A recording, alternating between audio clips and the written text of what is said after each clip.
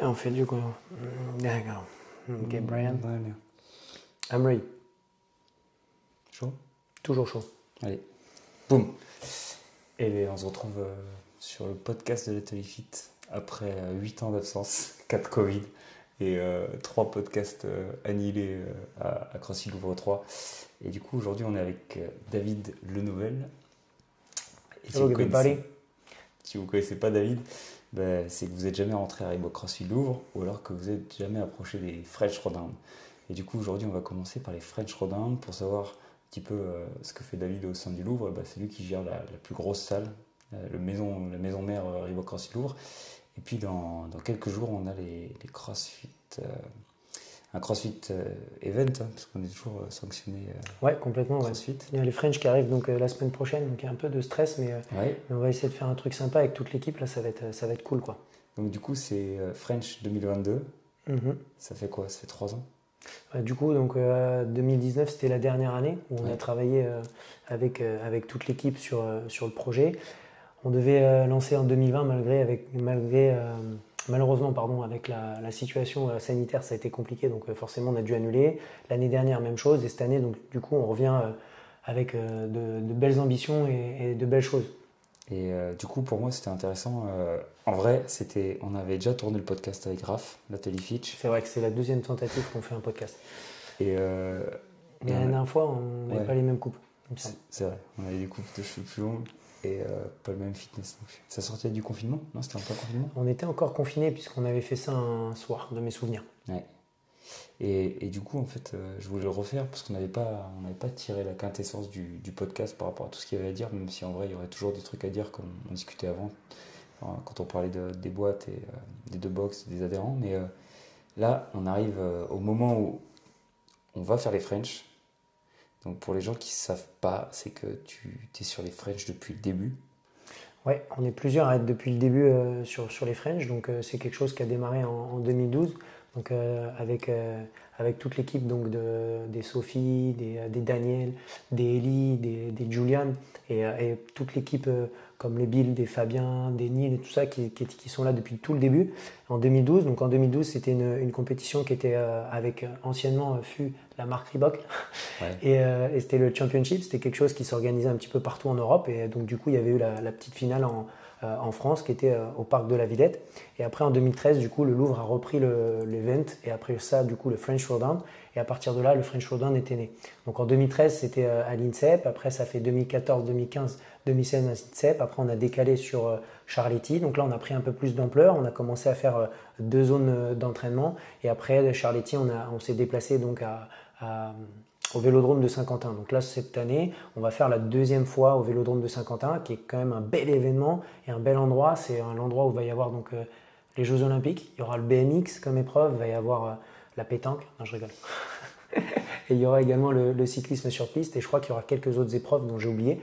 En tout cas, c'est un bel endroit et cette année, du coup, on augmente un petit peu, on upgrade un petit peu l'event puisqu'on ajoute une zone. Donc cette année, on va avoir 3 zones. Donc on a grandi un petit peu par rapport aux années précédentes où on n'avait encore que 2 zones en 2019. Et justement, quand on voit l'évolution là, alors là c'est un gros break, on sait tous, ça sort du Covid et ça fait 2 fois qu'on ne l'a pas, ça fait 2 fois que nous, ça nous empêche de faire l'événement. Et parce que le French, c'est aussi la compétition du Louvre de base, c'est pour ça que je dis notre événement, parce que je parle pour toute l'équipe, mais... Complètement, toute l'équipe. Moi là je parle aujourd'hui, mais Ouais. on est tellement à travailler sur l'event. Aujourd'hui encore, on avait une réunion, tu étais là également, où il y avait la quasi-totalité des coachs de Paris qui étaient sur la réunion, plus des coachs de Bordeaux pour l'organisation de notre côté. Du coup, c'est plutôt tout ce qui est WOD, organisation des WOD, le judging et la gestion un petit peu de tout ça. Et toi, tu as vu... Moi, je m'en suis servi parce que je t'ai dit, tiens, mais il y a un truc, il y a Castro qui est repris on parlera peut-être ça tout à l'heure dans le CrossFit qui revient. Et donc, c'était notre dernier podcast publié, c'était avec Castro, c'était sur Internet, c'était en live, ça n'avait pas marché des masses. Moi, je pensais que ça marcherait plus que ça avec un mec comme Dave Castro, mais Peut-être l'anglais qui a fait peur. peut-être l'anglais ou les armes à feu. Et quand j'ai vu le French revenir, je me suis dit, putain, il faut qu'on fasse un podcast, mais tiens, si on démarrait en parlant du French. La première question que je pense qu'il y a beaucoup de gens qui se posent, c'est comment tu vois l'évolution de CrossFit le sport en termes de niveau au fur et à mesure des années? Parce que là, tu programmes pour des mecs, j'ai l'impression que c'est des cyborgs. Quand je regarde Strength Index, etc., je me dis, putain, mais en fait, il n'y a jamais de limite. Les mecs, année après année, tu es obligé de revoir tous tes stats parce que même quand tu fais les qualifs. Donc, du coup, déjà, toi, comment tu as préparé, les qualifs et après, forcément, les phases finales des 3 jours. Mais comment tu vois le truc sur les 5 dernières années, les 6 dernières années? Moi, j'arrive en 2016, donc déjà, je vois l'évolution. Mais toi, 2016, c'était une année fantastique. INSEP, c'est avec la Avec natation. Jonas Muller qui fait un petit malaise Ouais. sur la finale à DT, là, les 3 tours de DT un petit peu plus lourds. C'est sûr que ça change parce que. Oui, pardon, excuse-moi. Non, vas-y. Et du coup, non, la question, c'est comment tu fais pour t'adapter à l'évolution des athlètes? Sachant que nous, on n'est pas une boxe où tu as 100 000 athlètes qui sortent du lot et on n'a pas cet esprit d'envoyer les mecs dans des compètes comme ça, de ce niveau-là. Donc, comment tu fais pour adapter et dire, ouais, là, maintenant, il faut que je tape là-dedans en termes de durée d'entraînement, en termes de trucs? Comment tu composes et comment tu fais pour suivre le rythme par rapport aux mecs? Parce que je sais jamais quelles sont leurs limites. Mais du coup, nous, quand on travaille pour élaborer les WOD, surtout avec Julian, qu'on connaît très bien, qui est le directeur du coup de la compétition, quand on élabore ça, et notamment aussi avec les coachs, l'idée, en fait, c'est de se baser sur un niveau qui est le niveau un petit peu qu'on a aux régionaux. Donc, anciennement les régionaux et maintenant les semi-finales, pour programmer et designer les entraînements pour la catégorie élite. Maintenant, on se réfère sur des choses simples. Nous, on suit toujours la programmation comme CrossFit.com. Donc, on suit des choses hyper simples en faisant des singles, des couplets, des triplés et en cherchant à mettre quelque chose un petit peu épicé pour que justement on challenge un petit peu les athlètes qui seront élites. Maintenant, on est quand même en contact avec pas mal d'athlètes élites. Donc, on voit, on les suit sur les réseaux sociaux, on voit un petit peu leurs perfs. Par exemple, il y a un des events qui va être annoncé prochainement. Alors, est-ce que les events seront annoncés quand tu vas publier le podcast? Ouais. Ok, d'accord. Donc l'event, par exemple, sur les snatchs, pour calculer les barres du leader, on s'est simplement inspiré des barres qui ont été soulevées durant le max au snatch qu'on a eu dans les qualifications au mois d'avril. Okay. Donc en fait, on se base là-dessus pour justement calculer et déterminer un petit peu les temps. Ça va être intéressant cette année parce que tu vas avoir un WOD qui a eu lieu en 2017. Donc le WOD qui a eu lieu en 2017, je pense que tu peux le retrouver sur les vidéos YouTube. Il était vraiment incroyable à vivre. C'était un de mes top expériences. C'était celui avec les kettlebell thrusters. Il était à l'intérieur, celui-là, il était vraiment incroyable. Et cette année, du coup, on le refait. Il est annoncé ce soir, je crois. C'est celui où, du coup, on fait 6 rounds de 15 thrusters. Donc, à l'époque, c'était avec des kettlebells de 16 kg. Et là, cette année, du coup, on a mis la charge de frein avec une barre. Et donc, 15 burpee facing. Et les athlètes auront 6 tours à faire. Donc, c'est intéressant. Par exemple, si on prend un athlète comme Willy George, qui avait pratiqué justement les French en 2017 et qui avait gagné, de mes souvenirs, justement, on peut comparer un petit peu le temps qu'il avait mis en 2017 pour voir un petit peu son évolution maintenant. C'est sûr que quand tu vois l'évolution du CrossFit depuis ces 6 dernières années, c'est quand même quelque chose qui est incroyable parce que tu vois l'évolution des athlètes, leur performance, leur niveau évoluer. Mais voilà, comme je te disais juste avant, on a la capacité de les suivre quand même sur les réseaux, donc voir un petit peu les charges qu'ils sont capables de faire, le nombre de séries de certains mouvements qu'ils sont capables de faire dans un temps donné et de voir un petit peu les temps qu'ils ont fait. Donc, comme je te dis, on reste sur des choses qui sont simples et on design vraiment des entraînements les plus simples possibles. Après, on peut se baser sur certains entraînements. On a programmé notamment celui qui a été annoncé aujourd'hui, un peu plus tôt dans la journée, celui où il y a les useful bags. Donc, c'est un espèce de sac qui représente comme une pierre, comme une stone en quelque sorte. Et en fait, du coup, on va demander à des personnes qui sont forts dans leur domaine de tester l'entraînement. Donc toi, par exemple, tu avais testé cet entraînement-là et tu avais fait du coup, parce que tu es très fort en ergo, donc en cale skiing, tu avais fait et du coup, tu avais testé avec le sac que tu avais à disposition. Et à partir de là, du coup, on peut se permettre de déterminer et programmer des entraînements. Encore une fois, nous, le but, c'est pas de faire des choses qui sortent de l'ordinaire, c'est de rester sur le plus simple et faire en sorte de déterminer la personne qui va être la plus complète au travers des entraînements sur les 3 jours. Après, moi, ma peur à titre personnel, c'est toujours que ça ne soit pas assez dur. Ouais, c'est ouf. Mais voilà, après en 2019, apparemment, c'était peut-être un petit peu trop dur sur la première journée. Mais je pense que la chaleur avait joué un petit peu son impact aussi dessus, puisqu'il avait fait plutôt chaud. Donc on verra cette année, là, la météo elle annonce des températures plutôt clémentes, donc on va voir ça, quoi. C'est quoi l'angoisse pour toi quand il y a un WOD, tu le ponds, tu regardes avec les mecs, tu te dis. C'est quoi l'angoisse? C'est qu'ils finissent pas? Notre angoisse, oui, complètement. On a déjà quelques années dans le passé peut-être mal estimé les time caps, où c'était des time caps trop courts. Et en fait, le but, c'est que tu aies les meilleurs athlètes qui terminent l'entraînement ou au moins le top 10. Maintenant, nous, notre compétition, elle reste quelque chose de cette année c'est caritatif. Hein. Ouais. Donc on a ce côté-là, mais on a également le côté où c'est l'événement un petit peu français qui a lieu à la fin de l'année. Donc le but c'est que tout le monde puisse s'amuser et passer un bon moment. Et du coup, on essaie de faire en sorte également que tout le monde puisse terminer le workout, ou au moins la majorité des athlètes.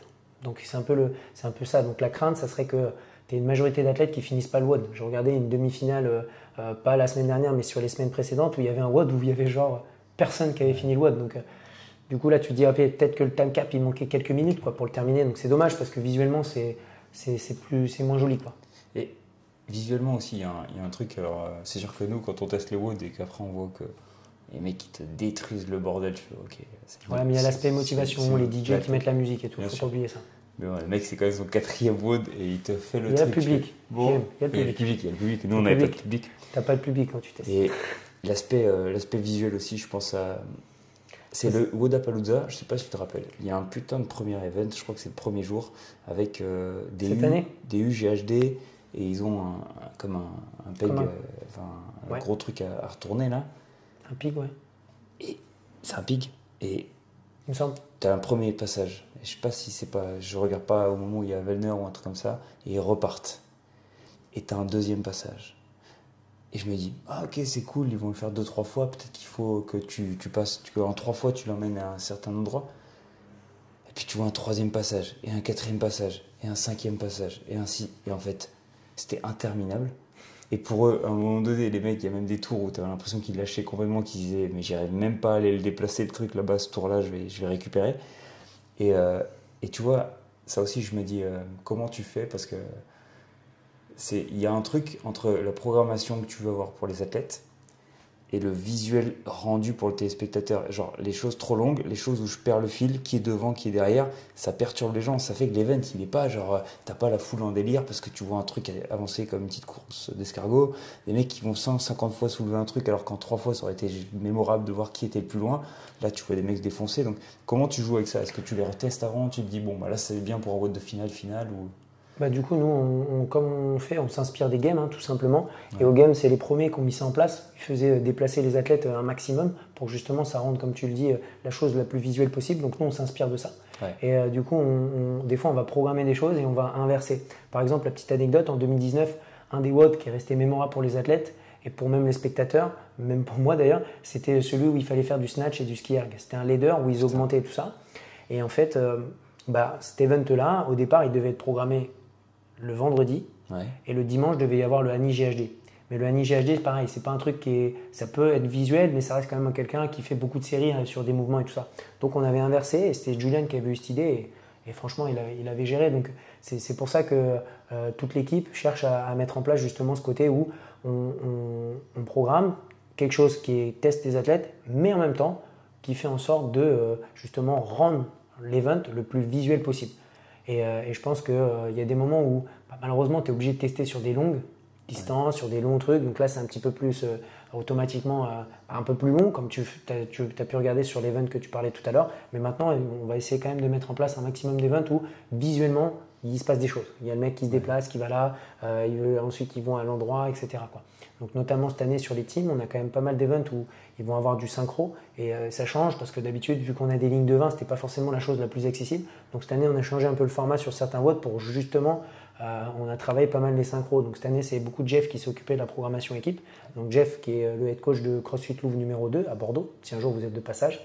Et après, il fait toujours mauvais là-bas, il pleut tout le temps. Il faut dire la vérité, à Bordeaux, il pleut plus qu'à Paris. Et du coup, qui a programmé justement cette année en mettant beaucoup l'axe sur le synchro. Et vraiment, l'équipe qui gagne, c'est l'équipe qui est la plus. C'est pas les meilleures individualités, c'est vraiment l'équipe qui est complète et qui arrive à travailler en équipe, ensemble. Et justement, sur les équipes, là, tu as regardé un petit peu ce qui se faisait sur les perfs, là. Il y a des méga teams. Est-ce que ça t'inspire quand tu regardes ce qu'ils ont sorti comme workout? Toi, tu avais déjà tes idées de. Alors nous, on n'a pas trop regardé là parce que les events sont quand même faits il y a longtemps. Maintenant, tu peux t'inspirer, voir un petit peu les temps qu'ils ont mis sur certains events. Moi, je regarde beaucoup par rapport aux games.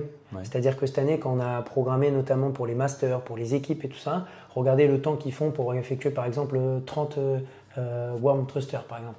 Okay. Je veux dire, le worm, tout le monde n'a pas ça dans sa box. Et de savoir qu'il y a 4 personnes qui doivent travailler en même temps sur les répétitions, notamment 30, qui doivent avancer le worm et tout ça. Il il n'y a rien de mieux que de regarder au niveau des games, parce qu'on n'a pas forcément 4 athlètes d'un niveau game pour venir essayer, sachant qu'on n'a pas de warm à la salle. Donc justement, tu peux t'inspirer là-dessus. Et également, notamment pour les standards au niveau des masters, parce que cette année, on a ajouté une catégorie, on a la catégorie 55+. Et pour regarder un petit peu les scaling, etc., pareil, on s'est vachement référé à ce qu'ils ont fait en 2019, en 2020 et 2021 sur les masters, quoi. Enfin, en 2020, il n'y avait pas eu, mais 2019 et 2020. 21, pardon. Okay. Pour les masters 55, toutes ces catégories-là. Si tu regardes par grappe comme ça, les 3 WOD qui t'ont le plus... que tu as le plus apprécié mettre au French. Ouais, au French. Alors les French, les WOD que j'ai le plus apprécié moi à titre personnel en tant que fan de CrossFit. Donc là vraiment dans le regard fan, c'était, je pense que mon top 1 c'était l'event de 2016 où ils font 15-12-9 back squat à 100 kg où la barre elle démarre du sol, et 70 pour les femmes avec muscle up. Donc là il y avait un gros volume. Après il y avait un temps de repos et derrière ils enchaînaient avec un 3 tours de DT, donc 12-9-6. Et la charge était un petit peu plus lourde que le DT traditionnel. Et les athlètes, ils étaient vraiment allés au bout. Et l'ambiance dans la stade, les publics étaient très proches. Et franchement, je pense que c'est mon top 1 souvenir. Ensuite, un event que j'avais beaucoup apprécié, c'était l'event notamment où il y avait eu les kettlebell thrusters avec les burpees. Pareil, le public était proche et il y avait une ambiance. Et quand il y avait eu les vagues élites, c'était incroyable. Je me souviens avec Willy qui se tirait la bourre avec j'ai oublié son nom déjà, mais avec un autre athlète du coup, et c'était vraiment impressionnant. Donc ça, je pense que c'est vraiment mes 2 events personnellement en tant que fan de CrossFit que j'ai préféré. Okay. Et en tant que personne, si j'avais été dans le public, j'aurais vraiment apprécié ça. Et même j'espère en regardant sur les réseaux, ceux qui ont regardé sur les réseaux, les lives, qu'ils avaient vraiment aimé ça, quoi. Donc je pense que c'est mes 2 events préférés. Après, il y a plein d'events qu'on avait bien aimés, mais voilà, je pense que c'est ces 2-là qui m'ont le plus marqué, quoi. Okay. Et sur le niveau des mecs, est-ce qu'il y a des gars qui t'ont impacté, mais des filles évidemment aussi, sur le niveau homme-femme, tu t'es dit, ouais, lui là c'est un délire, ou quelques années avant tu t'es dit, mais c'est sûr que lui il va sortir du lot. Il y a plein d'athlètes qui ont progressé de fou. Quand on voit des athlètes, en fait c'est cool parce que tu les vois progresser de catégorie en catégorie. Ouais. Et ça c'est assez sympa. Par exemple, tu as une fille comme Manon Gonès qui était à ça d'aller au game il n'y a pas si longtemps, là, quand il y avait encore les régionaux et tout ça. Même cette année, elle avait fait des bons classements et qui avait commencé chez nous. Elle était scale et elle avait gagné les scales. Donc ça veut dire qu'elle faisait du crossfit depuis peu de temps, mais elle avait déjà du potentiel. Après, elle s'est beaucoup entraînée avec son entraîneur, notamment Belgique, Luxembourg, et son entraîneur à l'époque, elle travaille pas mal aussi avec Mathieu et Dubroc du Canada. On lui passe le bonjour. Et ils ont créé quelque chose où Manon, elle a vraiment progressé. Et par ailleurs, elle a aussi développé ses qualités et ses aptitudes en haltérophilie. Et c'est pour ça que maintenant, elle pratique, je crois, si je ne dis pas de bêtises, je ne veux vraiment pas dire de bêtises, avec l'équipe nationale de Belgique. Donc c'est quelque chose quand même assez impressionnant, quoi. Donc ça, c'est vraiment, je pense, quelque chose qui marque ce genre de personnes. Après, on voit l'évolution d'un Willy qui maintenant est qualifié pour la 2e fois au CrossFit Games. Voilà, tu sais que l'athlète, il est passé par les French et c'est ça qui est cool. Tu as beaucoup d'athlètes quand même qui sont passés par les French avant d'aller au game et faire quelque chose comme des... j'ai le nom au bout de la bouche. La blonde, j'ai plus son prénom. Bon, c'est pas grave. C'est le stress de la caméra peut-être. Française ou pas? Et donc il y avait des Lucas Helsinger et ce genre d'athlète là, quoi. Une française ou pas? Non. Le nom imprononçable? Non, pas celle-là. Ah putain, qui était sponsor par Nike. Comment ça s'appelle déjà de nouveau là? Bon, c'est pas grave, j'ai oublié. Voilà. Elle avait gagné en 2014. Tu peux retrouver, c'est elle qui avait gagné en 2014 et la 2e c'était Björg. Donc tu peux retrouver ça, je pense, quelque part. Ouais, on va la retrouver par là, à mon avis. Et c'était cette année-là. Là. Sarah Simon Zotier, c'est bon, je l'ai. Je sais pas pourquoi son nom il était parti de mon cerveau. Et du coup, tu vois une personne comme ça qui vient au French, un peu toute menue, elle gagne les French, elle était déjà quand même assez forte, hein, bien entendu. Et c'est pas 2014 qu'elle a gagné, tu vois, ou alors c'est les Masters, ça. Je dis peut-être une bêtise. Je sais plus, mais je sais qu'elle avait gagné une année, donc c'est peut-être en 2015 alors. Ouais, c'est peut-être 2015, peut-être l'année juste après alors, du coup. Et en tout cas, c'est quand même quelque chose qui est assez impressionnant parce que tu vois la progression et l'évolution et maintenant c'est quand même une des meilleures athlètes du monde, quoi. Ah ouais, c'est bien 2014, donc j'ai une bonne mémoire. Et Björvin 2e et 3e, c'était Alexandre qui avait gagné chez les garçons. Et 3e, Daniel, la coupe de cheveux, tiens, c'est marrant ça. Daniel, pas mal cette petite coupe de cheveux. Je crois qu'on la mettra à la vidéo là. Ouais. C'est qui le mec à côté de... C'est un Anglais, Ok. pareil, j'ai oublié son nom, mais il était là. C'était un podium avec 2 Français là. Ouais, 2 Français, ouais. C'est solide, hein. Et le troisième, putain, comment il s'appelait? Eli, il a son nom. Eli, il retient tous les noms comme ça, lui. Le mec en rouge là. Ouais, ouais, complètement. Alex, c'est comment de Toulouse. Johan Gigor, Joël Dicor. qui fait les French tous les ans. Ouais. Et quand tu vois Johan, tu sais que c'est quelqu'un qui mérite parce que tu vois ses vidéos de qualif. En vidéo de qualif, on a vu des choses, tu fermais les yeux, quoi. C'était catastrophique. Donc, du coup, tu as eu beaucoup de vidéos qui ont été rejetées, tout ça. Mais Johan, il est arrivé, tout est nickel, il monte les poids, pam pam, les standards sont respectés, c'est bien filmé dans le cadre et tout ça. Tu vois, là, les athlètes qui ont l'expérience par rapport au sport, notamment qu'il avait avant, comme le rugby à 13 où il a joué à très haut niveau, et peut-être d'autres athlètes qui arrivent un petit peu tout feu tout femme là, et puis bon, qui oublient malheureusement, ou qui sont peut-être pas assez drivés dans leur box, et qui n'arrivent pas justement à maîtriser assez correctement les standards, ou qui n'ont pas assez de feedback, de retour. Parce qu'un standard, je veux dire, si tu sais pas que tu descends pas assez bas en squat, que tu sais pas qu'il faut tendre les jambes avant de redescendre la barre sur les cleans, ou que tu vas trop vite, que personne te donne de retour, bah malheureusement, tu lances une vidéo et nous, ah bah c'est celui-là justement. Ouais. Ah bah tiens, c'était quand on avait fait le brief. Tiens, je me souviens. Donc celui-là, c'était, je pense, un de mes meilleurs events, celui-là. Il avait envoyé la sauce. Hein. Donc là, c'est malheureux, mais le public, il est de l'autre côté. Et donc là, on a l'impression qu'il y a... Voilà, on expliquera pour les gens qui nous écoutent qu'on vient de mettre la vidéo de récap des F3 de 2018. Il y a une grosse équipe de Belgique et il y avait les fameux dumbbell. Tiens, tu vois, là, il y a plus de public pour les élites. Il y avait beaucoup plus de public. Et putain, ça, il y avait la marche sur les mains aussi. Ouais, il était bien cet event-là, 100 mètres four time. Bam. Et c'était... Ah putain, j'ai pas les prénoms ce soir, je sais pas ce que j'ai. Peut-être c'est ton café décaféiné là, mais... qui avait la fille du Nord, là, j'ai oublié son nom, putain. Elle avait fait Unbroken, les 100 mètres. Ah ouais. Ouais, elle a freiné juste avant et elle a repris, de mes souvenirs. Après, j'ai pas une mémoire parfaite, mais bon. Et si tu regardes maintenant le giron français, là, si tu regardes un petit peu le bassin français chez les athlètes. Bon, on l'a vu la semaine dernière. Ouais, mais ils n'étaient pas tous là. Tu vois, je pense par exemple, il y avait du beau monde, mais on regarde, il y a quand même des têtes qui apparaissent. Des mecs en tout cas que moi je ne voyais pas apparaître forcément, d'autres qu'on connaissait.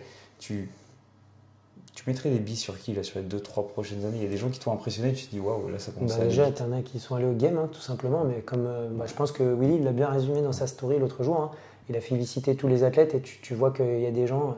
Je pense aux 2 filles qui sont venues notamment au French faire l'annonce du WOD numéro 3 et 4, Ouais. Métis et Marie.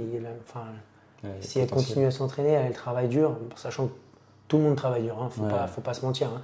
Mais elles ont une capacité quand même, je pense, d'aller faire quelque chose. Après, pour avoir discuté avec Marie, je veux dire, toute sa vie, elle tournait de l'entraînement et tout ça. Maintenant, elle fait beaucoup de routes dans la semaine. Donc, tu sais, elle se déplace pas mal et tout ça. Je pense que c'est quelque chose qui doit la fatiguer aussi. Après, je suis pas là pour dire quoi que ce soit, mais c'est simplement que peut-être que tu peux encore jouer sur des petits détails, des petits paramètres qui font que ce petit détail, il va t'amener à gagner 1 ou 2 places dans un WOD. Et ces 1 ou 2 places, c'est ça qui fera que tu auras le classement final et tu iras chercher ça. Je pense que tu as certains athlètes qui ont besoin encore d'expérience pour comprendre mieux, par exemple, les standards de judging, pour comprendre mieux comment gérer peut-être la capacité justement à maîtriser un event et pas partir trop à fond et tout ça. Et tous ces petits détails-là vont faire que c'est ça qui va jouer sur la fin au classement, quoi. Tu vois, je pense qu'on dit souvent que dans un entraînement, quelqu'un qui veut progresser, l'endroit est hyper important parce que bien sûr, il y a l'athlète. Et pas pour reprendre une mauvaise réplique de Top Gun, il n'y a pas que l'avion, il y a le pilote. Mais en vrai. Regardez le 2. Bien sûr, c'est pour ça que je leur dis. T'es bien? Ouais, c'est une tuerie. Ouais. L'autre, il a encore 30 ans, je sais pas comment il fait là. Il y a quelques mecs qui traficotent la caméra. Hein. Non, et puis ouais, je pense qu'il y a aussi. Il n'a pas été voir le mec des frères Bogdanov, quoi. Il s'est pas loupé. Lui, il a fait attention. Et tu vois. Il faut que tu coupes ça au montage. Non, on va le garder. Et les pauvres, en plus, je l'aimais beaucoup. Tu vois, quand tu parles de l'endroit, par exemple, Louis Simons, il disait que la culture de la gym, pour parler un peu comme les Canadiens, là, la culture de la gym. J'en avais 3 en drop ce matin. C'est de se dire, en fait, il faut que tu sois dans un environnement qui te donne envie de te dépasser. On a aussi un truc à la con là, dans les trucs de développement personnel, mais on dit souvent que tu es la moyenne des, je sais pas moi, 3, 4, 5 personnes que tu fréquentes au quotidien. Mais c'est vrai que si les mecs que tu fréquentes te poussent ou te tirent vers le haut à l'entraînement, il y a des chances que tu arrives à t'en sortir mieux. Il y a des gens qui arrivent à s'entraîner tout seuls, mais c'est pas tout le temps le cas. Et il y a des gens qui mettent aussi tout en œuvre pour accommoder les choses. Je voyais une story de Kyle Porter qui disait putain, j'ai jamais été aussi fit depuis, c'est peut-être l'année 2014 où vraiment il était en forme. Et comme il avait rejoint les autres là où il fait froid là, je sais plus où ils sont dans quel pays avec Jamie Tikkanen et d'autres tirs là. Ouais, en Islande. En Islande. Et il dit je crois que j'ai jamais été aussi fit, mais parce que le mec c'est là la vie elle est au radar, mais tout est fait et je pense que Jamie Tikkanen ce qui s'était dit, tout est fait pour que ces quatre là ils vivent ensemble, ils performent ensemble et ils se lèvent le matin. Ils mettent ensemble sur le terrain. Ouais. Bah oui, c'est ça qui fait la différence. Je pense qu'ils ont tout accommodé, la bouffe, le truc. Mais quand tu as ces petits paliers-là, je pense malgré tout que ça te fait passer un gros cap. Tu le vois. Bah, c'est sûr. De toute façon, tu vois, hein, les meilleurs athlètes, il y en a toujours quelques-uns qui s'entraînent dans leur garage. Hein. Ouais, ça c'est magnifique. Tu as peut-être ce profil-là, ça va être peut-être une minorité, mais après, la majorité des athlètes, il faut. Je veux dire, après, c'est que mon avis, encore une fois, de manière tout humble, mais c'est pas la programmation qui va faire que l'athlète il va exploser, c'est avec qui il va s'entraîner, comment il va le faire. Je veux dire, tout le monde peut prendre la programmation de qui tu veux. Et moi, je veux dire, s'il y a série de 21-15-9, je vais sûrement poser à 18, tu vois. Alors qu'eux, ils vont justement aller chercher parce qu'il y a les mecs qui sont à côté et qui vont tabasser. Et c'est ça qui va faire la différence. Et le niveau élite, notamment au French, c'est ça qui va faire la différence. C'est que ceux qui sont dans le top 10, top 15, peut-être top 20, mais ils ont ce côté où, dans leur entraînement, ils vont chercher le petit plus. Ils vont chercher un peu plus loin. Ils vont tout mettre en œuvre pour dormir correctement, manger correctement. Et je pense qu'il ne faut pas se référer à ce qu'on voit sur les réseaux sociaux, parce que c'est facile de poster des trucs où tu manges des hamburgers et tout ça de temps en temps, mais au fond, les athlètes, ils font super attention parce qu'ils veulent tout mettre en œuvre pour atteindre cet objectif. Et je pense que c'est ça le sport de haut niveau dans beaucoup de sports, où justement, tu l'entends, hein, chaque fois qu'un athlète de haut niveau parle, il parle de sacrifice. Quand ils gagnent, l'émotion par rapport au sacrifice qu'ils ont fait. Donc je ne pense pas que c'est des sacrifices comme dire on fait un vrai sacrifice, mais c'est faire ces petits efforts, ces petites choses. Le samedi soir, tu es invité, peut-être que tu ne vas pas à l'invite et que tu restes chez toi et que tu te couches, ou tu y vas et tu reviens tôt. Peut-être que si tu es invité à un festival, tu n'y vas pas. Ce genre de choses-là. Et je pense que justement, c'est tous ces petits détails, toutes ces petites choses, avec qui tu t'entraînes, comment tu dors, comment tu manges. Et comment tu récupères aussi, parce qu'on n'a pas tous la même capacité de récupération, qui va faire que chaque personne va progresser. Maintenant, ça c'est pour les athlètes élites. Maintenant, je pense que la majorité des athlètes qui vont faire notamment les French dans les catégories un petit peu en dessous, peut-être que leur capacité, cet entraînement, c'est de s'y filer quand ils sont au gym. Est-ce qu'ils ont besoin de faire partie A, B, C, D, E, F, G, H, I, J, K, L, M, N, enfin faire tout l'alphabet dans leur entraînement tous les jours, sachant que souvent ils ont un boulot à côté? Je ne suis pas sûr que ce soit la meilleure chose à faire. Après, ce n'est que mon avis. Si quelqu'un se consacre à son entraînement et essaie de travailler déjà dans son entraînement et d'aller chercher à se pousser, peut-être qu'il va aller un peu plus loin. Tu sais, il y a beaucoup d'athlètes, je pense, qui se confondent. Si on revient sur le scaling course, tu te souviens qu'intermédiaire, tu as les 3 facteurs qui limitent un intermédiaire. Ça va être pas forcément intermédiaire la catégorie du French, mais une catégorie intermédiaire générale dans le monde du CrossFit. Il va y avoir la technique sur un mouvement, il va y avoir le niveau, il y a la force, et également le dernier, ça va être sa capacité à avoir de la résistance. Et souvent, les gens, ils se surestiment un petit peu, ils pensent se voir avancer, alors pour l'instant, ils sont encore qu'un intermédiaire. Et c'est pas parce que tu maîtrises tous les skills de tous les mouvements que tu es forcément un avancé. C'est pas parce que tu marches sur les mains facilement, que tu marches vers l'arrière, vers l'avant, que tu fais des muscle-up, que peut-être tu snatches un peu plus que ton poids de corps, que tu es automatiquement là-dessus. Peut-être que tu as encore des billes là-dessus qui peuvent être travaillées. Et dans l'intermédiaire, souvent, les gens ils vont penser que c'est la force qui va les manquer, parce que peut-être que des fois, le RX, il va les chatouiller, mais ils ne sont pas capables de le faire.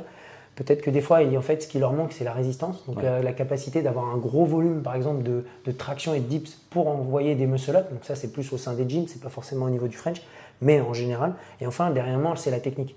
Et ta capacité à travailler, à utiliser tes hanches, donc tes gros muscles vers les extrémités. Et c'est un truc où il y a beaucoup de gens qui, je veux dire, il y a des athlètes qui faisaient les régionaux à l'époque, ou même encore qui font les semi-finales et tout ça, qui font pas des handstands où ils sont efficients à la perfection. C'est-à-dire qu'ils pourraient encore travailler et utiliser encore un petit peu mieux leur degré où ils utilisent leurs hanches vers les extrémités qui sont les épaules. Et c'est là où tu te rends compte que c'est là où l'intérêt d'avoir un coach est de pratiquer de temps en temps quand même les watts de sa boxe et d'avoir l'œil de quelqu'un qui vient te corriger tout ça, c'est quand même important. Il y a un truc avec ça, il y a un truc avec les athlètes. Moi, je pense toujours que, quand on parle de sacrifice, ça dépend aussi des modèles d'athlètes. Tu verras dans tous les sports, je pense au rugby, au basket, au foot, quand les mecs sont talentueux, ils sont talentueux. Et souvent, d'ailleurs, c'est les moins pressés d'aller à la muscu, tu vois, c'est pas leur kiff. Et au CrossFit, je veux dire, l'élite, sans s'entraîner, sans faire attention à ce qu'ils bouffent, etc., etc., il y a quand même une bonne partie qui mettrait des branlées à tout le reste de la planète, même s'ils faisaient très attention à eux. Parce qu'il y a ce truc-là. Et je me disais, parce qu'on a tous ça aussi dans les box, les gens commencent le CrossFit, et puis ils n'ont peut-être pas l'idée parce qu'ils n'ont pas fait beaucoup de sport spécifique avant, etc., ou de haut niveau. Et d'un coup, ils ont une grosse progression sur la première partie de leur entrée dans la boxe. Surtout si tu as fait un ancien sport, tu as un peu quelques bases. Donc d'un coup, tu te sens un peu plus pissé, tu vois. Et là, les mecs, tout de suite, c'est comme tu dis, c'est « Ah non, mais en fait, là, il me manque ça, il me manque ça. » On les connaît tous, on les a tous eus. Donc là, je vais faire une prog d'un mec qui ne me connaît pas et qui vend la même à 40 000 personnes. Je vais faire ci, je vais faire ça. Et d'un coup, le mec commence à te faire un open gym dans les box. Et je sais que ce n'est pas le sujet aujourd'hui, mais... C'est dommage, en étant persuadé que ce qui lui manque, c'est exactement ce qui a marqué sur le papier. Mais si on est honnête, moi tu vois, s'il y en a des coachs ou des personnes qui veulent faire du plus à la boxe, eh bien, ils auront toujours le droit, mais comme on a dit, nous on l'a toujours mis en place, c'est personne n'est au-dessus de la salle, donc vous allez faire les watts du jour. Mais en vrai, quand tu es fait pour ça, genre, quand tu es fait pour aller vers du haut niveau, rien que de faire le WOD du jour, tu es déjà en train de passer devant tout le monde. Je prends un exemple à la con, mais un mec comme Maximin. Oui, Maximin, c'est ça. C'est un athlète qui est intermédiaire RX. Ouais, il a le cul entre deux chaises, mais putain, il n'a jamais fait vraiment de rab, quoi. Bah non, mais sauf qu'au fur et à mesure des années, en suivant la prog générique, tu vois un mec qui est en train de c'est ça le principe du CrossFit. Je te coupe un petit peu, hein. Mais je me dis combien de personnes font 2 heures d'entraînement le matin, 1 heure ou 2 heures l'après-midi, mais t'imagines le temps qu'ils perdent de leur vie pour au final peut-être se qualifier pas... Ouais, on est d'accord, pas de l'élite. Quand on parle de sacrifice, c'est vraiment l'élite. Je veux dire, un Willy qui fait 2 sessions et peut-être 3 par jour, je veux dire, lui c'est son truc parce que lui il va au game, mais combien de personnes sont capables de suivre ça? Peu. Et c'est ça un peu le problème, et je pense que c'est un discours qu'on a depuis des lustres, mais souvent les personnes elles veulent aller trop vite. C'est un peu notre génération où tu swipes les stories Instagram ou autres, tu vas vite en fait dans ce que tu veux et tu veux tout de suite des résultats. Et je pense qu'au contraire, les personnes qui veulent progresser, qui veulent faire des compètes et qui ont un peu d'ambition pour faire des compètes, pas forcément pour aller au CrossFit Games, mais peut-être pour se dire ok, peut-être j'aimerais bien aller dans les semi-finales, peut-être j'aimerais bien faire les French en RX ou faire les French en Inter ou peut-être faire d'autres compétitions parce qu'il y en a un petit paquet en France. Mais essaie déjà de te concentrer à bien faire le WOD de la boxe, essaie de le faire en RX du début de l'année jusqu'à la fin de l'année, au moins 1 ou 2 années, et à partir de là, tu peux commencer à travailler un petit peu sur tes points faibles. Parce que, je veux dire, comment tu sais tes points faibles si tu ne te mets pas vraiment dans la situation où tu fais le RX tous les jours et là, tu te rends compte de ce qui te manque. Manquer les charges, parce qu'il y a marqué, par exemple, aujourd'hui, on avait programmé un WOD avec des clean and jerk où il fallait envoyer la sauce à 205, donc ça fait 93 kg pour les hommes et 60 pour les femmes, 135 lb. Bah, peut-être qu'une personne qui va arriver, elle va dire « Ouais, moi, c'est trop lourd pour moi. » Donc, il manque de la force. Mais pas forcément, parce que le but de ce workout, oui, il y a une notion de force, mais le vrai but de ce workout, c'est d'avoir une charge modérément lourde, mais d'être capable de la déplacer plusieurs fois sous fatigue. Et c'est ça la différence de « Ok, je fais 2 heures d'entraînement d'haltéro, je fais une programmation avec des poules, des machins, etc. Et après, je fais un metcon avec du rameur. » J'ai l'impression de voir ça à chaque fois. Ouais, en fait, tu ne réintègres plus. Tu fais plus de CrossFit. Donc c'est pour ça qu'il y a 2 ans, au French, on avait programmé ce WOD où il fallait envoyer la sauce au skiable et derrière envoyer un snatch lourd. Et au final, il y a plein de gens qui ne sont pas montés de tant lourd que ça. Parce qu'en ayant cette petite pré-fatigue de pas grand-chose, bah, ça met dans la situation où le mec qui fait son snatch, oh putain, je suis plus habitué à faire ça en fait. Et je pense qu'au French, nous, on n'a rien fait d'exceptionnel en termes de programmation, dans le sens où on n'a pas arrivé, on a fait descendre un mec en hélicoptère ou quoi que ce soit. Tu vois, on est resté sur des choses simples et c'est ça le but. Mais par contre, la chose qu'on essaie de toujours faire au French, c'est d'essayer de se retrouver à mettre les personnes dans des situations où, ok, le CrossFit, c'est ça. Tu vois, je crois que c'est en 2018, hein, je crois sur la vidéo que tu as mise là, mais en 2018, on a mis un WOD avec des deadlifts à 170 kg, des chest to bar et du run, et des burpees over. Et tu vois, par exemple, Willy, il m'en parle souvent de ce workout, parce que ça l'avait marqué, parce qu'il avait fait des deadlifts lourds sous fatigue en fait, dans un WOD. Donc encore une fois, c'est quelque chose qui a déjà été fait au game, on n'a pas réinventé l'eau chaude comme on peut dire par ici, mais en tout cas ce qui est sûr c'est que c'est un truc qui marque les athlètes, parce que c'est ça le CrossFit justement, c'est de mettre les athlètes dans des situations où quand tu viens tester ton fitness, tu peux le tester en étant dans quelque chose où bah, tu t'entraînes justement tous les jours et tu es le meilleur de snatch, mais est-ce que tu es le meilleur de snatch après avoir fait 100 burpees? Ouais. Et moi, c'est ça que j'aime chez les athlètes de CrossFit et c'est ça qui m'impressionne énormément dans le sport de haut niveau de cette activité, le CrossFit, c'est que les athlètes, ils sont capables de tout faire. Et c'est ça l'erreur souvent de beaucoup de programmations. Encore une fois, moi je ne regarde pas toutes les programmations et je ne suis pas non plus là pour juger les programmations, mais souvent tu te retrouves à avoir des personnes qui veulent se spécialiser dans un truc et souvent ils ont l'impression que c'est les charges qui leur manquent, donc ils vont faire des barres, des barres, des barres, des barres, des barres. Mais est-ce que tu es capable de soulever ce snatch-là après avoir fait 100 mètres de handstand walk et que tes épaules elles sont hyper congestionnées? Tu vois, c'est un truc que nous, on prend souvent en compte, et notamment en 2017 ou 2018, on avait mis des snatchs à 90 kg et 55-60 pour les femmes, de mes souvenirs, et dedans, il y avait des strict handstand push-up et des DU. Donc ça fait quoi? Ça fait que quand tu arrives et tu soulèves la barre, oh putain, c'est dur à stabiliser. Mais je comprends pas, d'habitude, à l'entraînement, je la soulève facilement, ma barre. Ouais, mais est-ce que tu la soulèves sous fatigue? Donc je dis pas qu'à chaque fois qu'il faut faire son max, on doit absolument soulever. C'est pas ça. Mais aussi, mais voilà, c'est ça. Donc dans l'enseignement technique, mais dans ta capacité à faire l'effort sur tout n'importe quoi. La capacité à passer d'une tâche à une autre, qui est une des qualités physiques aussi, qui est la coordination, mais en vrai. Tiens, bah, elle est là, c'est soit de là. Putain, je me souviens de ce truc. Ah, il était bien, on avait pris quelques coups de soleil, hein, je m'en souviens. Ah, Daniel avait enfin coupé ses cheveux. Bravo Daniel. C'est mieux. Et je pense que c'est ça qu'il faut retenir parce que tu as. Après, tu sais, souvent tu parles à quelqu'un comme ça, il va te dire oui, oui, oui, et 2 jours après, il va acheter toutes les programmations. Donc je comprends parce que tu as ce côté commercial où les mecs ils veulent vendre leur prog et tout. Tu vois, moi aussi, hein, je vois Rich Froning s'entraîner, j'ai envie d'avoir les mêmes épaules et les mêmes pecs que lui. Mais je sais très bien que, bon, c'est mon titre personnel, mais je ne suis pas très fort moi, hein, mais je ne serais pas capable de suivre un de ses entraînements ou même 2 de ses entraînements. Il y a d'autres gens qui sont capables de le faire pour sûr. Maintenant, la chose qui est dure, c'est de se dire, ok, je m'entraîne pour quand? C'est quand ton échéance? C'est quoi ton objectif? Mon objectif, c'est de faire les French l'année prochaine. Ok, donc en fait, tu vas détruire ta santé, tu vas détruire beaucoup d'articulations, beaucoup de ton dos, etc. pour pouvoir faire les French l'année prochaine. Et l'année d'après, tu fais quoi? T'arrêtes, tu les fais plus les French? Sois patient. Peut-être cette année, tu les fais dans une catégorie, l'année après, tu les fais dans une autre. Et là, ce que j'ai aimé cette année, tu avais pas mal d'athlètes qui l'avaient fait en inter il y a 2-3 ans. Ouais. Il y a 2-3 ans. En 2019, pardon. Et là, ils le font en RX. Okay. Par exemple, moi je pense à elle parce qu'elle est coach à Louvre et à Nakama également, c'est Adeline. Tu vois, elle était en intermédiaire en 2019 et là cette année, on lui a dit écoute, inscris-toi en RX, challenge-toi, pousse-toi et va pas dans ta zone de confort. Et au final, elle est passée quoi. Et elle n'est pas passée dans les premières, mais elle a réussi à passer, elle a refait les WOD, peut-être elle les a fait 2 fois, elle s'est challengée. Ça n'a pas forcément fait au Louvre, hein. Elle les a pratiquées à Nakama justement pour pas qu'il y ait de problème. Mais voilà, l'idée c'est ça, c'est que tu dois être patient. Ton but, c'est pas de faire une compète l'année prochaine. Sois patient, attends. Willy Georges, je veux dire, après, Willy, si tu écoutes ce podcast, c'est que j'ai dit une connerie, n'hésite pas à me le dire, mais de mes souvenirs, il s'est donné plusieurs années avant de se dire, ok, cette année, je vais au game. Il s'est pas dit, ok, l'année prochaine, j'y vais. Il avait fait les régionaux une fois avant ou même 2 fois. Je me souviens plus exactement, mais je sais qu'il y a une année où il va en régionaux. Je crois que c'est en 2000. Alors, il va au game en 2018. C'est ça, si je dis pas de conneries. Parce que l'année d'après, il y retourne. Donc je dis une connerie tout à l'heure, j'ai dit que c'était pour la 2e fois, mais il y allait l'année où il y avait les premiers de pays là, qui sont allés.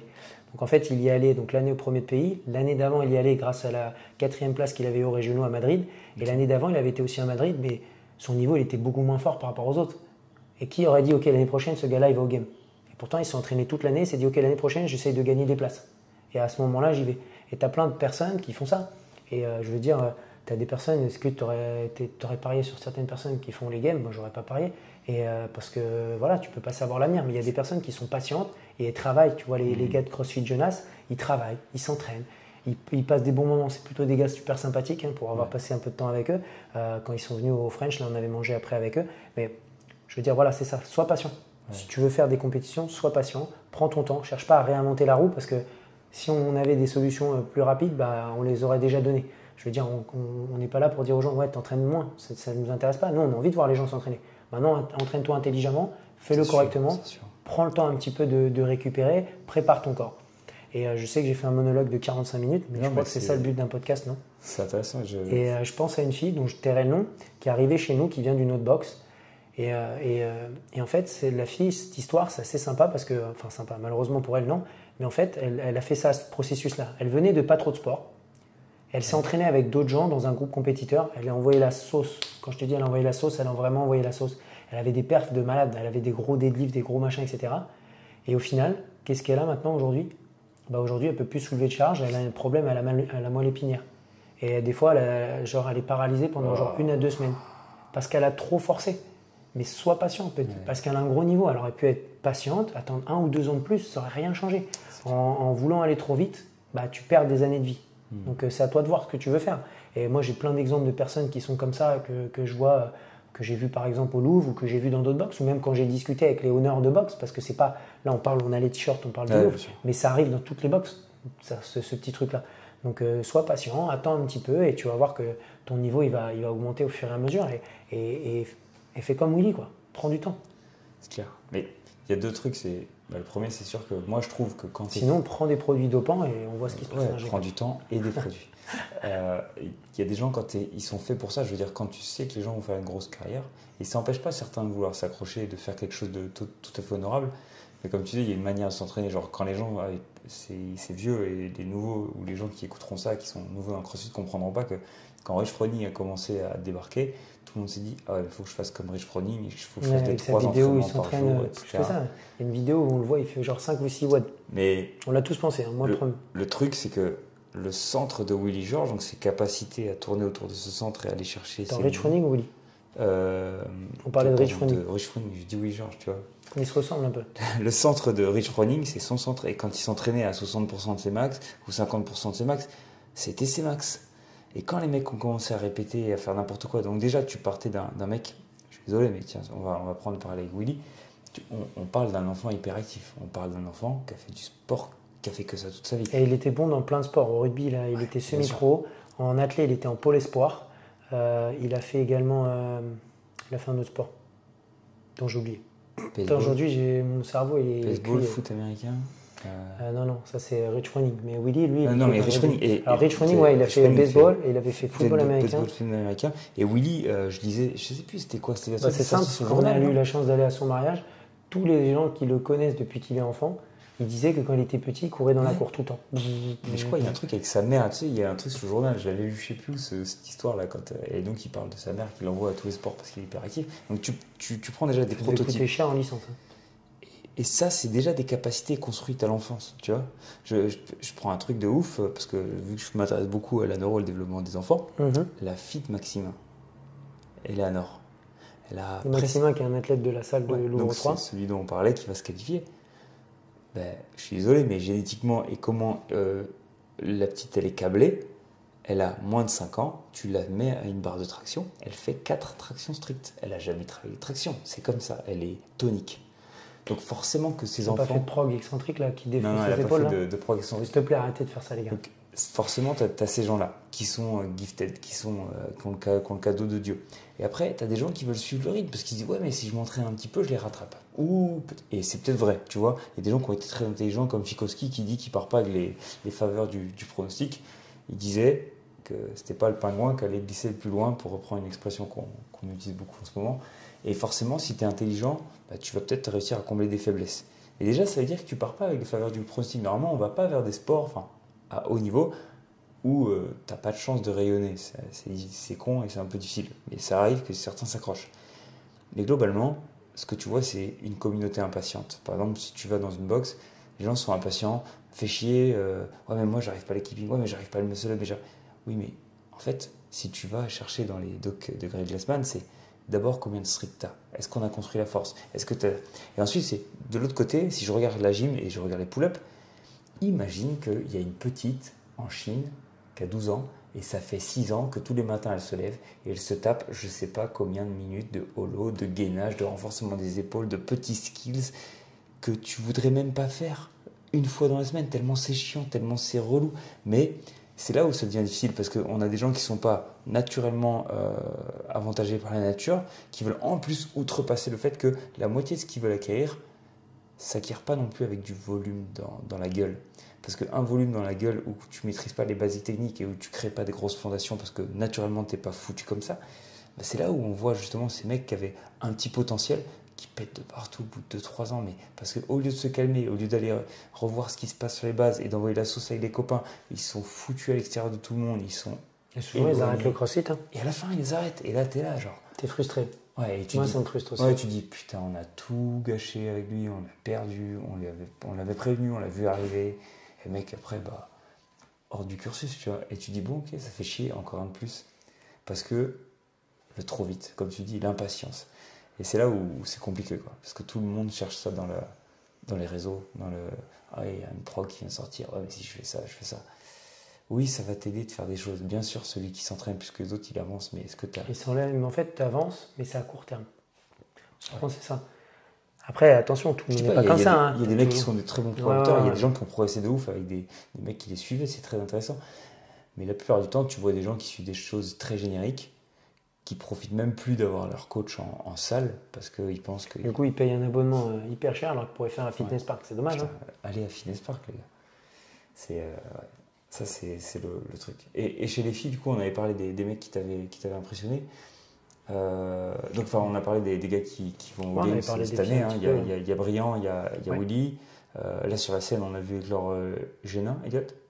Ouais, c'est marrant. La petite anecdote, c'est que une semaine avant, je faisais un stage de moto avec un de ses athlètes de sa boxe. Quoi. Ah ouais. C'est lui qui m'a appris qu'il allait en semi-finale. Tu vois, j'avais même pas fait attention. Je crois qu'il vient au Fresh également, Elliot. Donc c'est cool.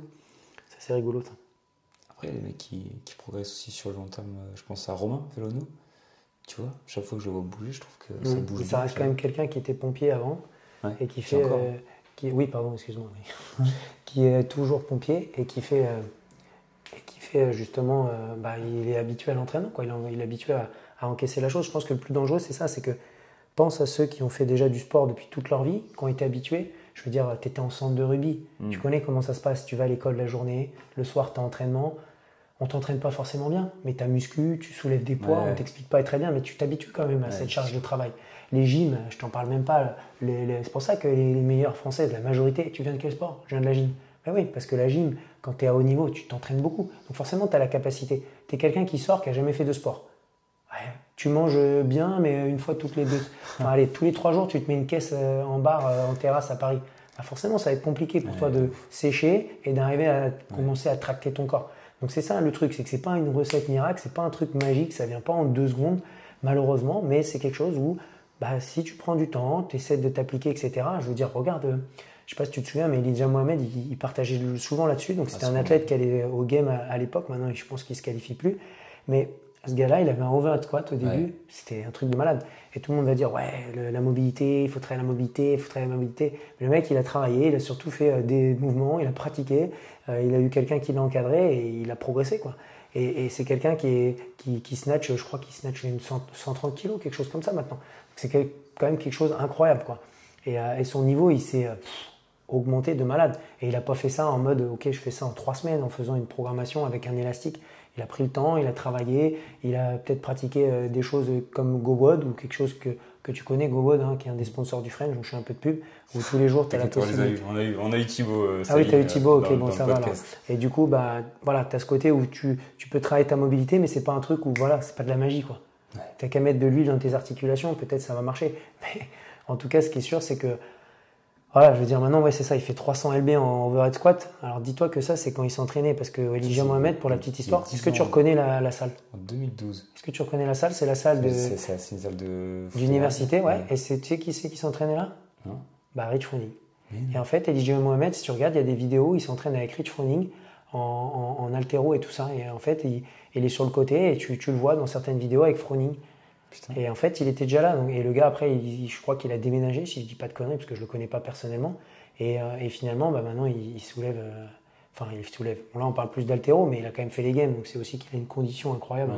Faut pas déconner non plus. Parce que l'haltéro, c'est la chose qui est la plus sexy quand tu vois en vision sur Instagram, sur les vidéos. Mais en vrai, c'est aussi ta capacité à faire des wall walks, des box jump over et des dumbbell snatch pendant 15 minutes et d'être capable de faire.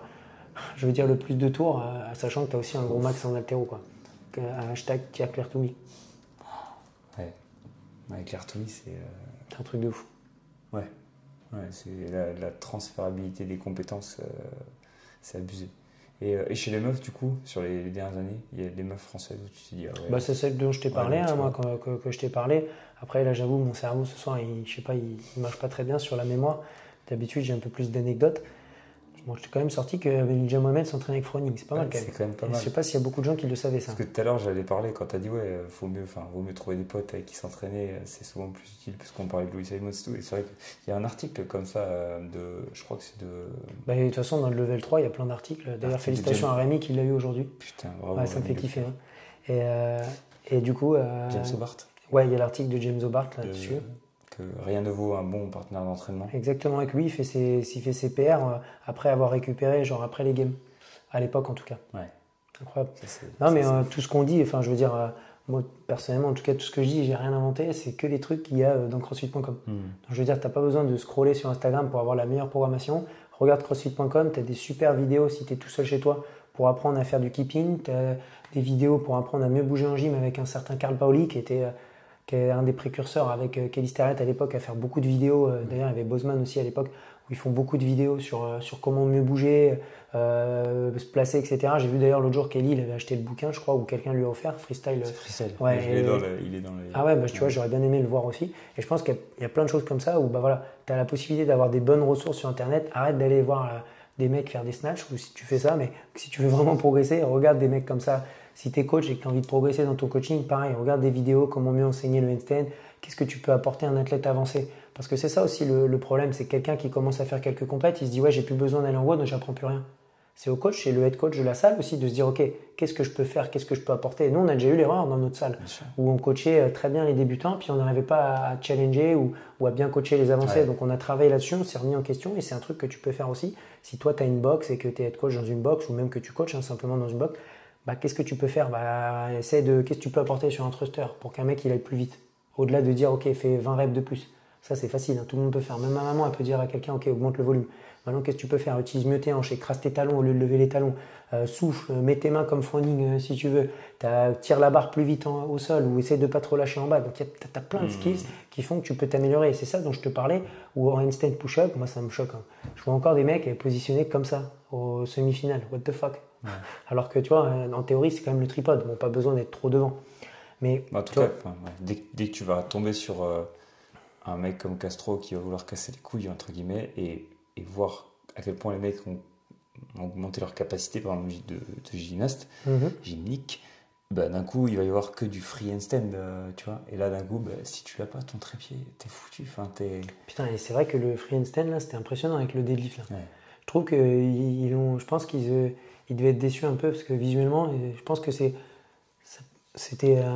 quand même un truc qui est, je veux dire, il y a zéro sport hein, où il y a ça. Il y a zéro sport sur Terre, même s'il y a plein de beaux sports et plein de belles choses. Mais je veux dire, je fais du crossfit dans ma PPG quand j'étais en équipe de France. Ouais, tu marchais sur les mains et tu faisais des snatchs. C'est souvent ce que comment il s'appelle Alexandre Jolivet, il disait souvent à l'armée aux mecs qui lui disaient qu'il faisait déjà du crossfit. Mais c'est vrai en fait, c'est quelque chose que ça c'est un vrai test. Donc effectivement, ta position que tu vas avoir sur un mouvement, automatiquement elle va se transférer derrière.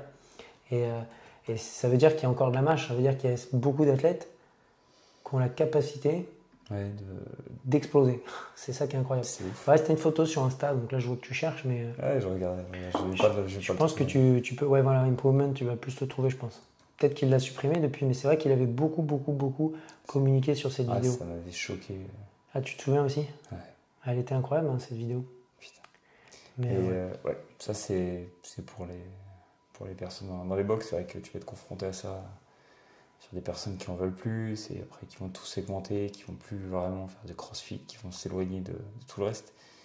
Bah ouais, parce que le crossfit en théorie c'est quand même des cours coachés groupés quoi. Donc même si c'est bien de temps en temps de travailler tes faiblesses, mais en vrai, toi qui t'es quand même bien formé là-dessus sur la posturologie et tout ça, je veux dire quand tu fais une prog générale, tes faiblesses sont pas forcément les faiblesses musculaires d'un autre mec. Ouais, donc il faut faire attention à ça. Je veux dire, tu as des gars, ils n'arrivent pas à enchaîner un volume de muscle-up parce que finalement, il manque peut-être de dorsaux, peut-être de triceps. Donc ils doivent peut-être travailler plus là-dessus. Et tu vois, c'est là où, si tu as un super head coach ou un bon coach, peut-être qu'il a la capacité de voir ça et te donner 3-4 exos que tu fais 2-3 fois par semaine. Déjà, tu as le temps d'aller profiter de la vie un peu à côté ou même en faisant attention. Et de profiter de ta famille plutôt que de rester 3 heures le matin, 3 heures le soir. Même si nous, on aime bien avoir les gens à la boxe ou même dans les autres box, c'est cool aussi. Mais peut-être tu as du temps pour faire autre chose quoi. Et des fois c'est ça qui est un peu dommage, c'est que bah, tu fais plein d'exos, des exos d'assistance, comme tout le monde appelle ça, et c'est bien la mode de faire ça, hein. On aime tous en faire, moi j'en fais aussi, j'en donne aussi à certaines personnes à la salle, que j'encadre et tout ça, mais il faut savoir pourquoi les donner et à qui, pour quelles raisons. Donc après, si tu te bases sur une généralité, comme disait justement Louis Simmons ou Simons, c'est bon l'accent, j'ai compris, mais que justement lui il disait que bah, la majorité des athlètes ils manquent de chaîne poste, donc eux ils partaient du principe qu'on travaille là-dessus, mais ça n'empêche que quand tu as quelqu'un dans ta salle, s'il veut améliorer certains mouvements et tout ça, bah, en fait peut-être regarde que la faiblesse musculaire c'est ça qui lui manque, ou il n'a peut-être pas la capacité, si tu prends les thèmes communs, d'utiliser sa fonction de hanche, donc il n'arrive pas à contracter sa puissance. Tu as beaucoup de gens comme ça qui sautent vers l'avant parce qu'ils n'arrivent pas à utiliser fort l'extension de hanche. Ils tapent dans la barre et en fait leurs pieds ils vont vers l'avant. Ils n'ont pas cette capacité d'exploser. Et du coup, bah, peut-être que ces mecs-là, ils auraient besoin justement de quelqu'un qui regarde un peu leurs mouvements et qui travaille là-dessus, quoi. Donc après, bon, c'est facile de dire ça, hein. Nous, on en a eu des personnes qu'on n'a peut-être pas réussi à garder avec nous, malheureusement, mais peut-être qu'en faisant ça, on aurait réussi, quoi. On dit, il y a un bouquin, et c'était pas ma théorie, mais le bouquin du signe noir de Taleb, qui, tu vois, en gros, c'est improbable de rencontrer le signe noir. Enfin, en tout cas, dans l'histoire, ça l'était, jusqu'au moment où tu te pointes et tu le trouves, le signe noir. Tu vois, et d'un coup, ça existe. Le signe noir, c'est comme le Graal, un peu. Bah ouais, le truc que tu n'as jamais vu, et puis un jour, c'est devant toi, et tu fais ah, putain, merde, c'est ça, tu vois, un signe noir, ok. Bon, bah, la probabilité que tu trouves le bon exercice ou l'exercice qui va mettre exactement la lumière sur ce que tu dois travailler, qui va t'améliorer et qui va avoir une transférabilité, déjà il est mince, mais en vrai ça existe.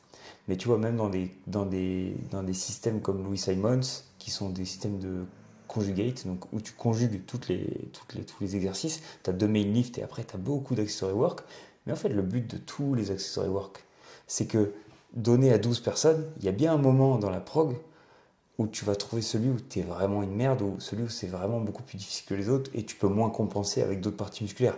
Et là, ça devenait intéressant. Mais en fait, pour tout le monde, il y a ça.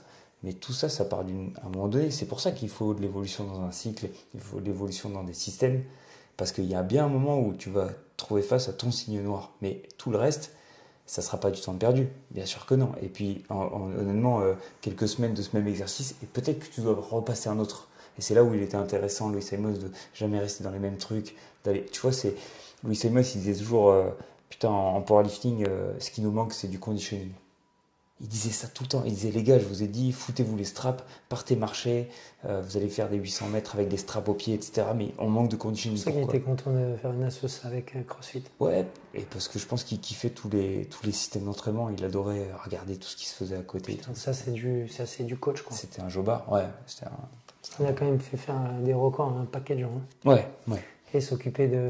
Je sais pas si Ramos a continué à faire... Enfin, c'était pas lui son coach, mais elle s'entraînait en tout cas dans une salle... Et dans Westside, parce que dans le truc, je sais pas si elle, ou le Briggs que tu vois dans Westside vs The World, tu les vois, et je crois qu'il y en a 2-3 qui vont s'entraîner. Bon, il a amené plein d'accessory work ou de systèmes pour mettre l'emphase sur un truc, mais tu vois, il y a des trucs, et même lui était honnête face à ses powerlifters. Il disait, les gars, on manque de conditioning. Et maintenant, tu vois quoi? Tu vois des gars de plus en plus forts dans du crossfit qui sont capables d'aller s'aligner avec d'autres mecs en haltéro, mais qui ont un conditioning de l'espace, donc ils peuvent se permettre de s'entraîner un peu plus parce que le corps récupère un petit peu mieux qu'avant, au-delà juste de l'adaptation au volume d'entraînement. Et du coup, tu te dis, putain, c'est marrant. Il y a plein de choses qui peuvent se rejoindre. Puis le crossfit, tu peux programmer comme tu veux, en vrai. C'est même dans le level 1 ou le level 2 où tu pourrais faire une journée de gym, une journée haltéro, et puis le lendemain rajouter du rameur. Et ben c'est déjà de l'entraînement qui touche à ce qu'on veut dans le crossfit, c'est-à-dire à ne pas rester dans une seule modalité. Et après, quand tu les mixes et avec de la créativité, tu fais du truc beau, c'est sûr que ça prend tout son sens. Non, le truc que je me posais tout à l'heure comme question, c'est toi, est-ce que tu t'es inspiré pour finir avec les French Castro? Est-ce que c'est un mec qui t'a intéressé? Est-ce que... Parce que là, on voit, il revient. Et s'il revient, c'est... Je sais pas s'il revient, après, je sais pas exactement, mais je sais pas s'il revient sur les postes qu'il faisait avant. Donc je sais pas si c'est le mec qui va dire, ouais, le WOD, c'est... Enfin, non, mais je veux dire, toutes les compètes de CrossFit du monde, n'importe laquelle, forcément qu'elle s'inspire de ça. Je veux dire, le mec, s'il fait pas ça, c'est un menteur. Je veux dire, t'as un moment où les mecs, ils ont charbonné. Je veux dire, en 2007, quand ils ont réuni tout le monde dans le ranch, et que, je veux dire, personne croyait en eux, et que éventuellement les voisins, ils leur cassaient les couilles parce qu'il y avait du bruit, Je veux dire, toi, tu faisais quoi en 2017? Moi, en 2017, je faisais des passes de rugby et je regardais 2007. la France. 2007. 2007, effectivement. Ouais. Et je regardais la France perdre en demi-finale contre l'Angleterre. Et au Stade de France, malheureusement, sous la pluie, je crois. Et je veux dire, mais eux, ils ont un truc où ils ont créé tout ça. Je veux dire, là, nous, au French, on s'est inspiré de plein de choses, parce que quand tu prends la licence CrossFit pour les compétitions, tu as le droit à certains documents qui sont intéressants et qui t'aident. Plein de petits trucs, plein de petits détails, le brief athlète, comment faire appel quand il y a un problème, machin, plein de petites choses. Et tu t'inspires de ça, et forcément que c'est la référence. Je veux dire, c'est comme quand tu regardes la Formule 1, la F1, tu peux faire des courses de voiture. Et la F1, ça reste la F1. Les CrossFit Games, ça reste les CrossFit Games. Et ça ne changera jamais. On ne fera jamais mieux, c'est sûr. Maintenant, tu peux créer quelque chose qui est sympa. Je pense que le truc qui est cool avec les French, c'est que ça rassemble la communauté francophone et donc les Belges, les Suisses, le Maghreb aussi, toute la France forcément. Et tu vois, tu vas avoir tout ce côté-là et aussi, bien sûr, tous les dom-toms aussi, hein, bien entendu. Et tu as ce côté où ça rassemble tout ça. Et c'est ça le truc cool. Je veux dire, la semaine prochaine, pendant 3 jours, tu vas avoir la concentration, il y aura le plus de crossfitters au même endroit. Et c'est ça qui est impressionnant. Moi, c'est le truc que j'avais vraiment fait « wow, what the fuck » quand j'avais été au game pour la première fois. Et Daniel, il s'était dit la même chose. Et Julien, pareil. C'est putain, t'as des mecs qui viennent pour la même passion, les mêmes choses, au même endroit. Et je pense que pour répondre à ta question, parce que je me suis un peu égaré, bien sûr que... moi, je veux dire, je suis super content que... Je veux dire, le mec, il a travaillé, il a fait plein de choses. Et bien sûr qu'il y a plein de gens qu'on ne connaît pas, qui ont dû travailler bien dans l'ombre et faire plein de trucs derrière. Je pense que des gars comme ça, ils ont fait les choses et il faut respecter ça. Et même si des fois, tu as des personnes qui pensent qu'ils vont réinventer la roue en disant que la proxy, la broxac, les wall walks, c'est pas ci, c'est pas ça. Bref, ça reste quelqu'un qui a fait quelque chose de grand avec plein d'autres gens qui étaient autour et les games, ils continueront, qu'ils soient là ou pas. Mais moi, en tout cas, je pense que c'est quelqu'un que j'ai beaucoup de respect pour lui et tout ce qu'ils ont fait avec CrossFit Games. Ouais. En tout cas, voilà. Après... tu t'as regardé, tu t'es inspiré ou il y a des WOD genre qui t'ont marqué aussi, où tu t'es dit ouais, ah ouais, plein. ça c'est un truc de ouf. Mais complètement, nous on a un WOD là, les Cobike Sprint, c'est clairement certains WOD qu'ils avaient fait aux régionaux. Même nous on avait créé ces WOD là notamment qui sont très similaires. Même à Wodapalooza on avait fait des WOD similaires où c'est des sprints où en gros tu démarres avec un ergo, tu envoies la sauce et derrière tu dois soulever une barre lourde. Tu vois, c'est ce qu'on disait tout à l'heure. Là on a mis 60K les Cobike. Toi je sais que tu es un monstre en éco-bike. Peut-être vous faites ça les monstres en moins d'1 minute, moins de 2 minutes, non, tu vois. Pardon, moins d'1 minute, qu'est-ce que je raconte comme connerie? Tu penses que tu peux vraiment envoyer la sauce et que les meilleurs des meilleurs, ils peuvent mettre du watt. Ouais, je pense qu'ils peuvent mettre du watt. Est-ce que ça rentre en moins d'1 minute? Un monstre. 60K, ils avaient fait le test avec Rogue. Ouais, combien de temps ils mettaient du coup? Je me souviens plus. Je crois qu'il y avait un mec avec 50 secondes, il me semble. C'était un animal. C'était. Ouais. Mais bon, donc, après. Bon, en tout cas, tu vois, les mecs, ils vont peut-être mettre 2 minutes. Ouais, admettons, s'ils font 30 cales par minute. Et la finalité, c'est que derrière, ils vont devoir soulever une barre lourde de 90 kg. Donc pour eux, c'est pas non plus une barre qui va les défoncer, hein, mais c'est une barre quand même qui va être lourde à ce moment-là. Nick Garcia. Voilà, tu vois, 50 cales en 24 secondes. Donc tu vois, là, c'est les records du monde. Donc si on part des athlètes, je pense qu'en 1:30, ils sont capables de terminer 2 minutes. Et derrière, ils vont pouvoir aller enchaîner tout de suite sur la barre et la faire avancer à chaque fois. Et ça va être ça le challenge. Et tu vois, je veux dire ça. C'est un truc que nous on aime bien au French, mais c'est aussi quelque chose qui a déjà eu lieu aux régionaux, quelque chose qui a déjà eu lieu au game, et c'est un truc qui nous inspire clairement.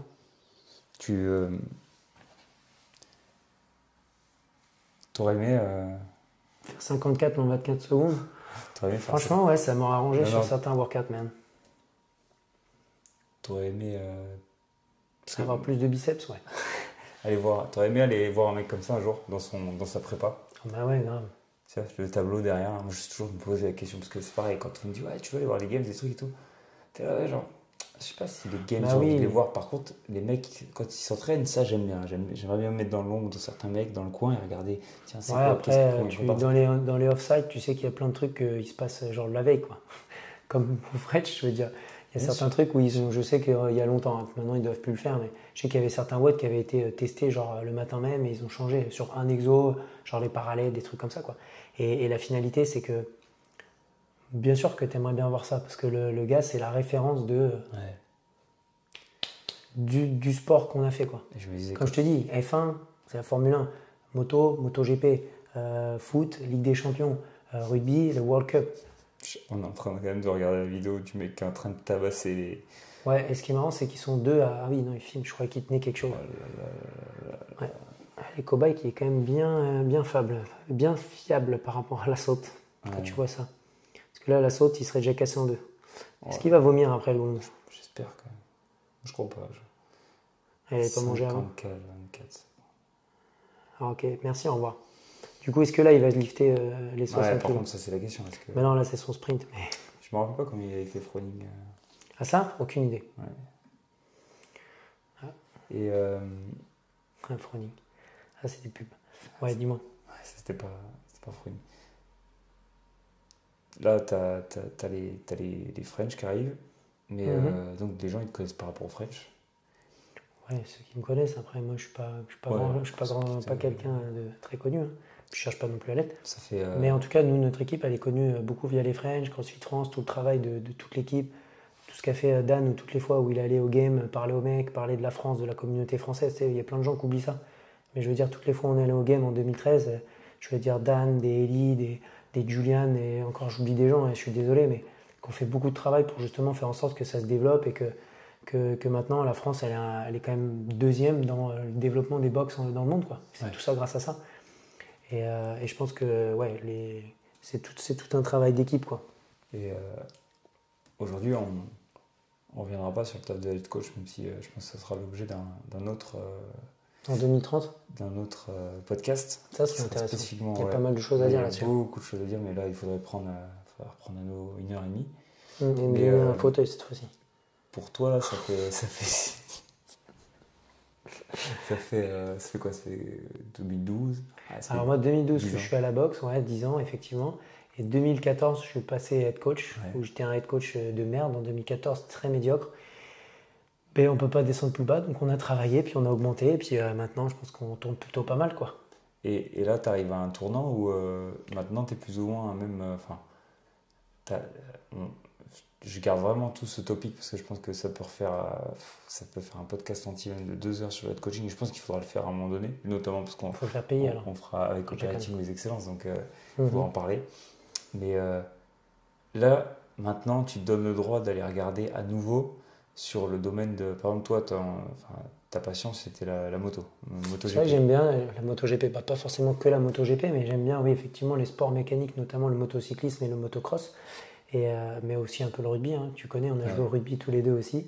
Je ne sais même pas si on a joué face à face. C'est une bonne question, ça. Mais je sais que j'ai joué contre Laurent Camps quand j'étais en cadet. Il jouait à Toulon et moi à Aix. Mais oui, c'est des choses qui m'intéressent et c'est pour ça que j'aime bien échanger. Et je pense que tu apprends aussi avec des personnes qui viennent d'ailleurs et tout ça.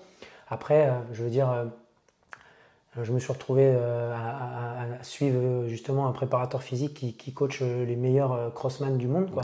Parce qu'en cross, c'est un peu particulier parce que tu as l'équipe Quinry, où ils ont un championnat que à eux, où il y a le top. Et en Europe, tu as un truc qui est championnat du monde, mais qui est les tops. Donc en gros, lui, il est plus en Europe, en Belgique notamment. Et du coup, il s'occupe de certains pilotes et tout. Ils le suivent, c'est intéressant. C'était bien de voir une autre approche et tout ça. Moi, après, lâcher le Louvre, les French et tout ça, c'est quelque chose où c'est ancré là. Donc, là, tu parles un peu plus de moi, du coup, mais c'est quelque chose où moi, je ne lâcherai pas ça. Maintenant, je me donne le droit, comme tu disais tout à l'heure, d'aussi travailler un petit peu en parallèle là-dessus et de comprendre un petit peu mieux. Travailler, c'est un grand mot, mais comprendre un petit peu mieux, échanger et partager notamment avec cette personne-là, justement, pour mieux comprendre. Je pense que le CrossFit, et c'est normal qu'ils aient lâché l'affaire, je ne parle pas des Games, mais il y a eu une période où le CrossFit, ils étaient vachement tournés sur le sport de haut niveau, je pense pour faire connaître l'activité, parce qu'il y a des vidéos où tu les vois, ils coachent des footballeurs américains, des rugbyman, il y a les frères Franks de Nouvelle-Zélande, tu les vois coacher des crossman aux États-Unis, des mecs donc, du motocross qui sont au niveau élite, qui sont encore actuellement dans les meilleurs mondiaux du motocross. Et ils ont lâché un petit peu ça parce qu'ils ont développé la santé et c'est normal parce que le CrossFit c'est quelque chose qui est accessible à tout le monde et en voyant le sport de haut niveau, en voyant les games, ça fait peur un peu. Mais il ne faut pas oublier ces côtés-là et je pense qu'il y a beaucoup de sports de haut niveau, donc moi c'est les sports que j'aime bien et que j'ai envie de partager. J'ai envie d'aller là-bas, j'ai envie de partager le CrossFit à ces gars-là parce que je sais qu'ils ont la possibilité d'en apprendre un peu plus. Et quand tu parles avec un mec comme ça, par exemple, lui, il te dira que l'intensité haute, tu peux en faire que 3 fois par semaine. Tu vois, l'autre jour, je parlais avec lui parce que je l'ai vu au GP de France, là, et il me disait, par exemple, que, tu vois, le mec, il a fait, ils ont vraiment beaucoup de courses, les mecs du cross. Et en gros, ils font un week-end, ils sont en Espagne, la semaine d'après, ils sont en France. Donc, c'est-à-dire qu'ils reviennent le lundi, ils sont morts, récup. Le mercredi, ils font une séance de moto et où ils envoient un peu dans l'intensité. Tu vois, ils travaillent beaucoup avec le groupe et ils travaillent autour de 190-200 BPM, ce qui est quand même assez rapide. Après, ça dépend forcément des rythmes cardiaques de chacun, mais ils envoient quand même la sauce. Et physiquement, c'est dur au niveau du haut du corps et tout, et du gainage. et même du statique au niveau des jambes. Et après, ils repartent directement pour la France. Donc par exemple, tu vois, tu sais très bien qu'à ce moment-là, tu vas pas faire un Murph, un type comme ça. Mais maintenant, je pense qu'il y a plein de choses du CrossFit, de la méthode dont on parlait, la méthode conjugate, parce que Wet Side Barbell, c'est quelque chose où je pense que pour se permettre d'en faire, il faut aller au moins là-bas 1 an pour bien comprendre le truc, ou au moins en stage. Mais le conjugate, toi, tu as fait la formation. Moi, j'ai lu beaucoup le bouquin et j'avais suivi la formation. Enfin, je n'étais pas inscrit, mais j'étais là le jour-là et j'avais quand même suivi pas mal et tout ça. Et beaucoup travaillé aussi avec Mathieu qui, lui, l'a fait, la conjugate dans le gym. Je pense que c'est d'ailleurs, si vous avez des questions, contactez-le parce que c'est un des seuls box owners que je connais qui a fait du conjugate pendant 4 à 5 à 6 ans avec des athlètes de très haut niveau en CrossFit. Donc, ça peut être intéressant de voir son feedback par rapport à ça. Et je pense que toutes ces choses-là, c'est des choses qui peuvent être intégrées dans le sport. Et je pense que toi, c'était peut-être sûrement la même chose que tu voulais faire au rugby. Et malheureusement, parfois, tu as des anciens qui sont fermés à ça parce qu'ils ne comprennent pas. Ils imaginent que tu vas faire des max à l'éco-bike tous les jours aux mecs ou des Murphs tous les jours aux mecs. Mais c'est pas ça le CrossFit. Et je pense que le CrossFit, c'est un PPG. Donc oui, c'est intéressant en pré-saison automatiquement. Mais maintenant, je pense que tu peux aller plus loin et tu peux l'adapter en calculant aussi. Tu peux prendre le CrossFit, l'adapter, le calculer et le mettre pour des athlètes de haut niveau. Et c'est marrant parce que comme je te disais, tu vois, le mec dont je te parle, il avait un très bon niveau en moto en France, mais là c'est en moto sur piste. Et ce gars-là, tu vois, il est à CrossFit Bourgoin, quoi. Et il s'entraîne, il pratique et il aime le CrossFit et ça l'aide sur la moto, tu vois. Alors qu'avant, il n'avait pas ce genre d'appréhension-là. Et en fait, je pense que dans plein de sports, il y a ce côté où il y a des barrières. Et moi, mon ambition en tout cas, c'est d'arriver à open et arriver à distiller un petit peu plus de CrossFit dans ce monde-là, quoi. En vrai, je pense que l'avantage du CrossFit, c'est que quand t'enlèves les données numériques, c'est-à-dire la recherche de vitesse, la recherche des capteurs de force, la recherche de mes couilles en ski, parce que moi, c'est ce que j'ai vu quand je sortais de mon master. Ah ouais, au rugby, là, avec leur patch dans le dos, là. Ouais, alors le GPS encore sur le terrain, je peux comprendre, mais ça y est, il calcule les vitesses, etc. Et tu regardes le truc, tu dis, mais frérot, il y a la moitié des mouvements Ils sont dégueulasses. Qui sont mal exécutés. Ouais, c'est ça le Donc, problème. va les coacher, enculé. Mais en fait, beaucoup de coachs sont très bons en théorie, mais c'est comme si c'était un coiffeur qui savait les couleurs, les machins et tout, mais il ne sait pas couper les cheveux. Et souvent, c'est ça, ils sont devant le tableau, ils expliquent les trucs, et puis après, le taf s'arrête. Et t'es là, mais non, mon gars, genre, le taf, il s'arrête pas, genre, va l'aider, va le coacher, va le remotiver, arrête-le quand c'est nécessaire. Tu peux toujours améliorer quelqu'un en train de bouger, etc. Et en vrai, je l'ai vu, les tafs de préparateur physique, c'était ouais, les gars, je vous ai expliqué ça en début de saison. Mais en début de saison, mais frérot, t'es face à. Putain, t'es face à des gars, ils ont autre chose à penser que leur point de perf sur un clean ou un truc, etc. Et là où le bas blesse, moi je trouve vraiment, c'est. Mais, tu regardes le niveau des teams en CrossFit maintenant. Regarde le niveau des gamins qui ont 17-18 ans, qui sont bien entraînés. Regarde leur niveau à 21, 22, 23. Bien sûr qu'on ne veut pas en faire des crossfitters de tous ces sportifs de balle, etc., ou même de moto. Mais il y a quelque chose là-dedans dans le mouvement avec toute l'amplitude, dans la recherche du bon mouvement, dans la recherche de la totalité de l'accès au mouvement de gym, au mouvement de weightlifting et à tout type de cardio, qui fait que tu as l'impression quand même d'avoir des produits plus finis en termes d'athlètes. Et maintenant, on peut passer au spécifique, les gars. Maintenant, let's go, on y va. Plutôt qu'à chaque fois avoir tiré des trucs. Alors, de toute façon, même dans Louis Selmos disait toujours 80% de ton sport, la prépa physique, c'est de faire ton sport. Tu vois. Jouer au rugby pour être bon au rugby, entièrement d'accord. Maintenant, les 20% derrière, qu'est-ce qu'on en branle? Quand c'est la PPG, qu'est-ce qu'on branle? Et ça fait toujours mal aux yeux quand tu vois des mecs qui font pas la moitié de la rep, qui sont pas capables de faire quoi que ce soit. Mais parce qu'en fait, en amont, en amont, on aurait pu faire un boulot, mais dès qu'ils étaient plus jeunes. Sauf que on avance. Après, le truc, c'est que ça augmente les blessures. C'est ça que les mecs comprennent pas. Ouais. Au rugby particulièrement, les mecs font des demi-reps. Mais combien se pètent? Nous, on a coaché un mec. Tu te souviens quand il commençait à faire des 3 séances de bench par semaine, 3 semaines après, il est tombé au sol, il s'est fait une épaule. Ouais. Et pourquoi? Il y a quand même une grosse probabilité que son épaule elle était trop fermée dû au fait qu'il faisait trop de bench. Son épaule, bon là je résume un peu le truc, mais c'est un peu fermé dans l'intérieur. Il est tombé, il s'est fait un peu mal, mais je suis d'accord avec toi pour le coup, complètement. Après, il y a pas mal de prépa, des trucs très intéressants. Je veux dire, quand je vois jouer le Stade Toulousain, je me dis, c'est magnifique, leur prépa, il doit être très bon, c'est très fit, c'est très affûté pour leur sport. C'est sûr, quand tu vois Antoine Dupont, là, et à mon avis, lui, s'il se met au crossfit. Ouais. Non, mais t'as des mecs comme ça, tu te dis, c'est top. Mais parce qu'il a 3 poumons, le mec. Dans la grosse base, combien de mecs bénéficieraient pas d'envoyer toute leur équipe juste faire de la prépa en crossfit? Ou que les coachs de crossfit acceptent d'aller prêter main forte, qu'il y ait moins de guerre d'ego, etc. Mais de toute façon, tu peux pas sortir par exemple de STAPS, pas avoir pratiqué, être un spécialiste des chiffres et espérer que tu fasses du bon taf, entouré d'êtres humains, tu vois.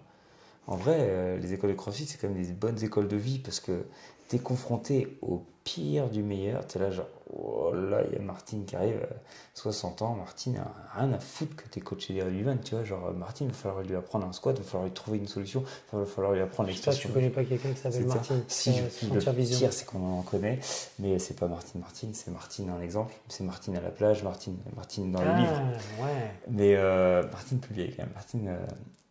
En vrai, c'est un très bon deal quand tu dois entraîner des gens qui n'ont pas la motricité parfaite, qui galèrent et tout, parce que là, tu es obligé de. Mais c'est surtout que ça t'apprend à encadrer des groupes. De ouf. Si tu suis Là, pareil, hein, c'est pas nous qui avons inventé ça, mais crossfit.com, si tu suis la logique, tu as level 1, level 2, level 3 et level 4, c'est coacher des groupes, des gros groupes, et tu es jugé là-dessus. Ouais. Donc si tu prétends un jour, nous on aimerait le faire, passer le level 4 et passer ça, bah, c'est ça la capacité. Et tu vois, les préparateurs physiques, souvent, ils critiquent les crossfitters. Ouais, vous coachez 20 personnes, vous leur faites faire n'importe quoi et tout ça. Mais c'est les mêmes mecs qui coachent 30 personnes, qui mettent un pauvre diapo au tableau avec OK, le mec doit faire 3 séries de machin, 3 séries de machin. Mais à quelle heure tu as enseigné au mec comment se positionner? Qu'est-ce que tu as amené à ce mec-là? Comment tu lui as fait progresser sur son mouvement? Parce que si un mec il progresse éventuellement en haltéro, ou même dans sa capacité à soulever plus lourd et tout ça, bah, c'est sûr que sur le terrain, ça va l'aider. Combien de gars qui venaient pas pour ça au départ, mais sont venus au CrossFit et ils ont amélioré leur temps au marathon. Ouais. Et encore, ils n'étaient même pas encadrés spécifiquement pour ça. Ils faisaient le cours de tout le monde, tous les jours, ils couraient moins, donc ils avaient moins mal aux genoux, moins mal à la hanche, moins mal aux viscères, et ils se retrouvaient à avoir des temps qui vraiment descendaient. Et là, on est dans un niveau même pas olympique. Hein. Et c'est ça un petit peu le problème, c'est ce côté où c'est vrai que les mecs, ils vont bouger dans des trucs de... C'est dégueulasse, quoi. Ouais. Je veux dire, moi, je regarde beaucoup d'émissions, des stades 2, des trucs comme ça, sur le sport de haut niveau, parce que c'est un truc qui me passionne. Mais les mecs, ils bougent comme des chiffons. Mais après, moi, je sais pas ce que fait le préparateur physique avec lui. Mais à chaque fois qu'il filme, les gars, des skieurs, plein de sports, les gars, ils font n'importe quoi. Donc, j'ai rien contre les skieurs, et je vise pas les skieurs. Ouais, je parle au global, hein, d'accord. Donc, plein de sports en général. Mais attention, c'est pas tout le temps comme ça. Mais je veux dire, il y a des mecs qui sont tu peux critiquer qu'on coach 20 personnes, et toi, tu n'arrives pas à bien coacher un.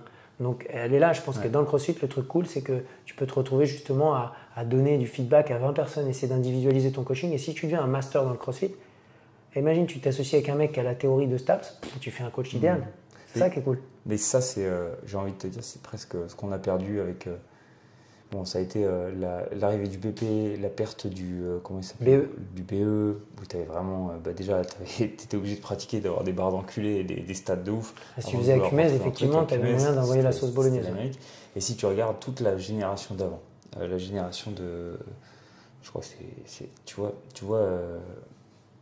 vois l'entraînement de mecs comme... Tu veux me sortir, ouais. Bien sûr. Mais... Ouais, c'était intéressant ce qu'ils faisaient dans Péchin. Tu dis que là, il y a... Elles sont vieilles ces vidéos, putain. Elles sont vieilles, mais en vrai, c'est l'Amérique. C'est le gars qui faisait ça, le mec bouge bien, il est fort, il est plio, il est fort. Donc là, on est en train de regarder Werner Günther. Et je pense que c'est Guy Voyer qui le suit. Il avait quand même une sacrée moustache. Ce qui m'impressionne, c'est qu'il a la même coupe que Yannick. Yannick. Voyer, Jean-Pierre Égé. Et par contre, il a la même coupe que Yannick. Mais en Putain, termes d'approche de préparation physique, mais je pense qu'en termes de coaching, il y avait quelque chose. Tu vois, il y a de la recherche de détails, le mec le met dans des situations pas possibles. Là, on est entre la prépa sport spécifique et le truc, mais tu vois des gainages avec ses barres. C'est con, hein, mais il va le chercher. Par contre, sur les basiques, donc là c'est du skills. On est d'accord. Après, là, c'est toujours facile aussi de juger parce qu'on voit pas le nombre de séries, à quel moment de l'année ça s'est fait et tout. Hein. Mais tu vois, ce que j'aime bien dans ces vidéos, c'est que tu as une recherche de skills, mais derrière, l'entraînement, le mec est souple comme pas deux alors que c'est un animal. Lui, à mon avis, il te met une claque, t'es content. Putain, je sais pas pourquoi il m'a... C'est la pub, mon gars. YouTube. Sinon, tu payes l'abonnement. Je sais pas si quelqu'un achète l'abonnement YouTube. C'est intéressant de voir les statistiques. Le squat, un animal, le truc, c'est... Tu le vois faire des abdos, tu le vois faire des relevés de buste, c'est coucher, mais tous les trucs qu'il fait, le mec, c'est propre, c'est fort, il est souple et fort. C'est un bel athlète. Qui ferait ça maintenant? Qui ferait ça sans dire à un mec, oulala, moi il y a une théorie là, selon telle étude, que faut pas faire ça avec ton dos frérot. Ouais, bah, lui, il en a rien à foutre. Il était champion du monde de lancer poids. Il lançait ta mère 4 fois. Il fait un thruster. Là, c'est la première fois que je vois ça. Tu vois, C'est j'avais vrai vu cette vidéo, mais je n'avais pas vu faire ouais. un thruster. Et il y a des trucs incroyables en ouverture, en plio, quand il monte dans les marches là. Ouais, je vois très Ouais, bien cette vidéo. c'est. Pour moi, peut-être qu'on a perdu aussi ce savoir-faire entre, tu vois, la capacité à enseigner à des mecs, mais aussi à les corriger, et puis à rechercher ce qui va aider dans le geste et tout. Parce que t'as des mecs en athlète qui coachent très bien. Genre, t'as des meufs. Bah, il y en a une qui vient du saut à la perche, là. Comment elle s'appelle, la fille qui a les cheveux colorés? Ah oui, ah, je pensais qu'elle venait de la gym. Brandon, Brandon. il me semble. Il me semble hein, que c'est ça. Comment ils s'appellent les mecs qui font les vidéos là? Ah, les bros. Buttery Bros.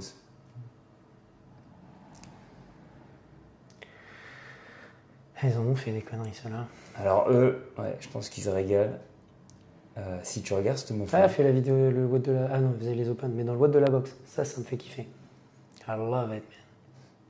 si tu la vois, elle vient de quoi? Elle vient de l'athlé, elle fait du C'est un saut. faiseur de jazz vétérien, c'est marrant. Un peu. Un peu. Un faiseur de. Je sais pas qui, j'adore ses cheveux. Moi, Et je puis pense là, que ça tirait bien dans le même groupe. tu vois, saut à la perche. Boum. Explosive. Et tu vois Pa. quand elle fait les cleans que c'est pas encore une. Tu vois, c'est pas de la technique de clean, d'haltéro, elle vient pas du crossfit, etc. Tu vois que ça vient encore de l'athlé, mais t'as des meufs en athlé, quand tu les vois, quand elles sont entraînées, il y a des meufs, elles te power clean des trucs. Il y a des athlètes qui te power clean des trucs chez les mecs. On parle de plus de 150, tu vois, en clean. Des mecs, ça envoie la sauce. Donc, il y a quand même des gens qui font travailler avec des charges lourdes. Il n'y a pas que des gens qui sont dans le. C'est le seul qui a un masque. On va pas les péter, etc. Ils l'ont tous. Oui, je me souviens de ça. Il y avait beau côté. Tu vois, je pense que tu as encore des préparateurs qui font des tafs de ouf parce que Ah bah oui, hein, si tu vois elle ce est genre arrivée en d'athlète. produit fini comme ça et puis après ça part en fire. Bon, après. Ah, Daniel Brandon, moi j'étais pas loin. Mais. Putain, c'est vrai que ça va être intéressant cette année, les games. Ouais. Ça envoie du Tecos. Knoxville, Tennessee. Et ça, c'est intéressant de voir. Knoxville. Quand ça vient d'autres sports, mais que tu vois, tous les sports d'explo et tout, t'as quand même des belles facultés, t'as quand même des gens qui font faire des trucs aux athlètes qui sont pertinents. T'as pas que des mecs qui font de la merde non plus. Mais c'est vrai que nous, à nos niveaux, et quand tu vas dans plein de petits clubs, même des clubs de semi-amateurs, semi-pro, c'est plus vraiment amateur, c'est pro, et des fois tu fais, ouais les gars, peut-être qu'on se casse les pieds pour rien, quoi. Que juste une meilleure PPG, et puis après on reste sur le sport, et puis on laisse le sport faire, tu vois, le terrain faire son effet. Et du coup, tu as des pistes un peu pour la moto. Est-ce que toi, des fois, tu regardes des trucs, tu dis, si par exemple je voulais améliorer globalement le mouvement chez ces mecs-là, qu'est-ce qu'il me faudrait? Plus de connaissances. Juste pour améliorer Non, le plus de mouvement, connaissances, pas connaissances techniques, bien sûr qu'il en faut toujours. Hein. Je pense que voilà, maintenant le truc qui est difficile, et ça c'est normal, hein. Moi je serais pareil dans d'autres situations, c'est que quand tu viens d'un sport extérieur, c'est difficile de dire ok, bah, moi j'arrive, je vais tout changer. Non, tu vas pas tout changer. Quoi. Ouais, et je n'ai pas prétention de faire ça. Donc c'est plus créer du contact, connaître les gens, passer un peu de temps avec eux et échanger. Et c'est comme ça, de toute façon, c'est dans le sport de haut niveau, les gens qui se sont retrouvés à faire des choses, c'est parce qu'ils ont ils ont créé du contact avec les personnes et ils ont réussi à démontrer que le truc il est là. La moto, ça fait quand même 3 ans moi, que je suis sur le projet et c'est quand même beaucoup de portes fermées, beaucoup. Donc c'est un travail de longue haleine et ça prend du temps, mais ça vient petit à petit. Ok, d'accord. Connaissance. Déjà, je connais JMPOC, Atelier Fit, c'est pas mal déjà. C'est pas que moi que tu as trouvé du taf. Mais, La CrossFit Louveté. La CrossFit Ouvre 3, ça va recruter. Ok, mais moi je pense qu'on refera un petit podcast sur le poste de head coach parce que ce sera le plus long podcast de la Terre qu'on va faire. Moi je pense qu'on va saouler les gens à force. Bien sûr, mais celui-là on en parlera. Ce sera pour tous les personnes qui ont des salles ou qui sont coachs. Je pense que ce jour-là ça va tirer à balles réelles. Mais qu'est-ce qu'on peut te souhaiter pour l'avenir? On a les French dans une semaine. Bah que nous, enfin je dis nous parce que je parle pour tout le monde moi, hein, ouais. Que tout le monde passe un bon moment au French, que les bénévoles ils kiffent, que chaque personne ait vraiment un moment où il se dit putain, je suis vraiment content d'être là. Ouais. Et ça c'est cool, qu'on récolte de l'argent pour l'association parce que ça reste quand même aussi un des buts, qu'on n'arrive pas trop fatigué le lundi, ce qui est peu probable. Et après voilà, puis dans le milieu de la moto, bah, que ça avance petit à petit, il faut être patient, il faut attendre. Des fois, tu vois, le jour, je lisais un bouquin sur un Navy Seals, un amiral, vraiment sympa ce bouquin. Et parfois, tu prends des claques dans la gueule, hein, à la base. Mais bon, faut pas lâcher. Et puis petit à petit, tu reviens plus fort. Ouais. Et puis tu as moyen de gérer. Si tu veux faire quelque chose, tu y arrives normalement. Bon, si je voulais aller au game, je pense pas. Mais, enfin, pas en athlète en tout cas. Mais en vouloir, en tout cas, ça serait vraiment cool. Et puis que les box, elles envoient la sauce, quoi. Ok. Qu'on envoie la sauce, que les coachs, ils aient tous leur L3. Là, on en a vraiment une bonne pâtée, là, qui ont les L3. Et qu'on ait la possibilité de passer le L4, parce que moi, c'est un objectif que j'aimerais bien accrocher. Et c'est dur. Je pense qu'il va être très dur, ce diplôme, mais il va falloir bosser pour, quoi. Faut déjà qu'on ait le droit d'aller le passer. Ah oui, c'est vrai. Ce sera un truc avec accès pour l'instant. C'est accès illimité. C'est pas vrai. Ouais. Où est-ce qu'on peut te trouver sur les réseaux? Bah, va sur Instagram, JM l'atelier fit. Il y a bien un moment où je suis en photo avec toi. Ouais. C'est quoi ton Moi, mon Insta, c'est David Le Nouvel, RCFL peut-être. David Reebok CrossFit Loop. Maintenant, c'est CrossFit Loop. Okay. Je le mettrai en lien. Ouais, bah, merci. Et vas-y, on fait ça. Bon courage pour le French. Est-ce que les gens peuvent venir te voir quand même? Parce que des fois, ils me disent on n'ose pas venir lui dire bonjour parce qu'il avait l'air trop sérieux. Ah ouais, moi je suis toujours sérieux. Moi. S'ils veulent. Ok, bah allez le voir. Petit coucou pendant les events. Allez, ciao, ciao.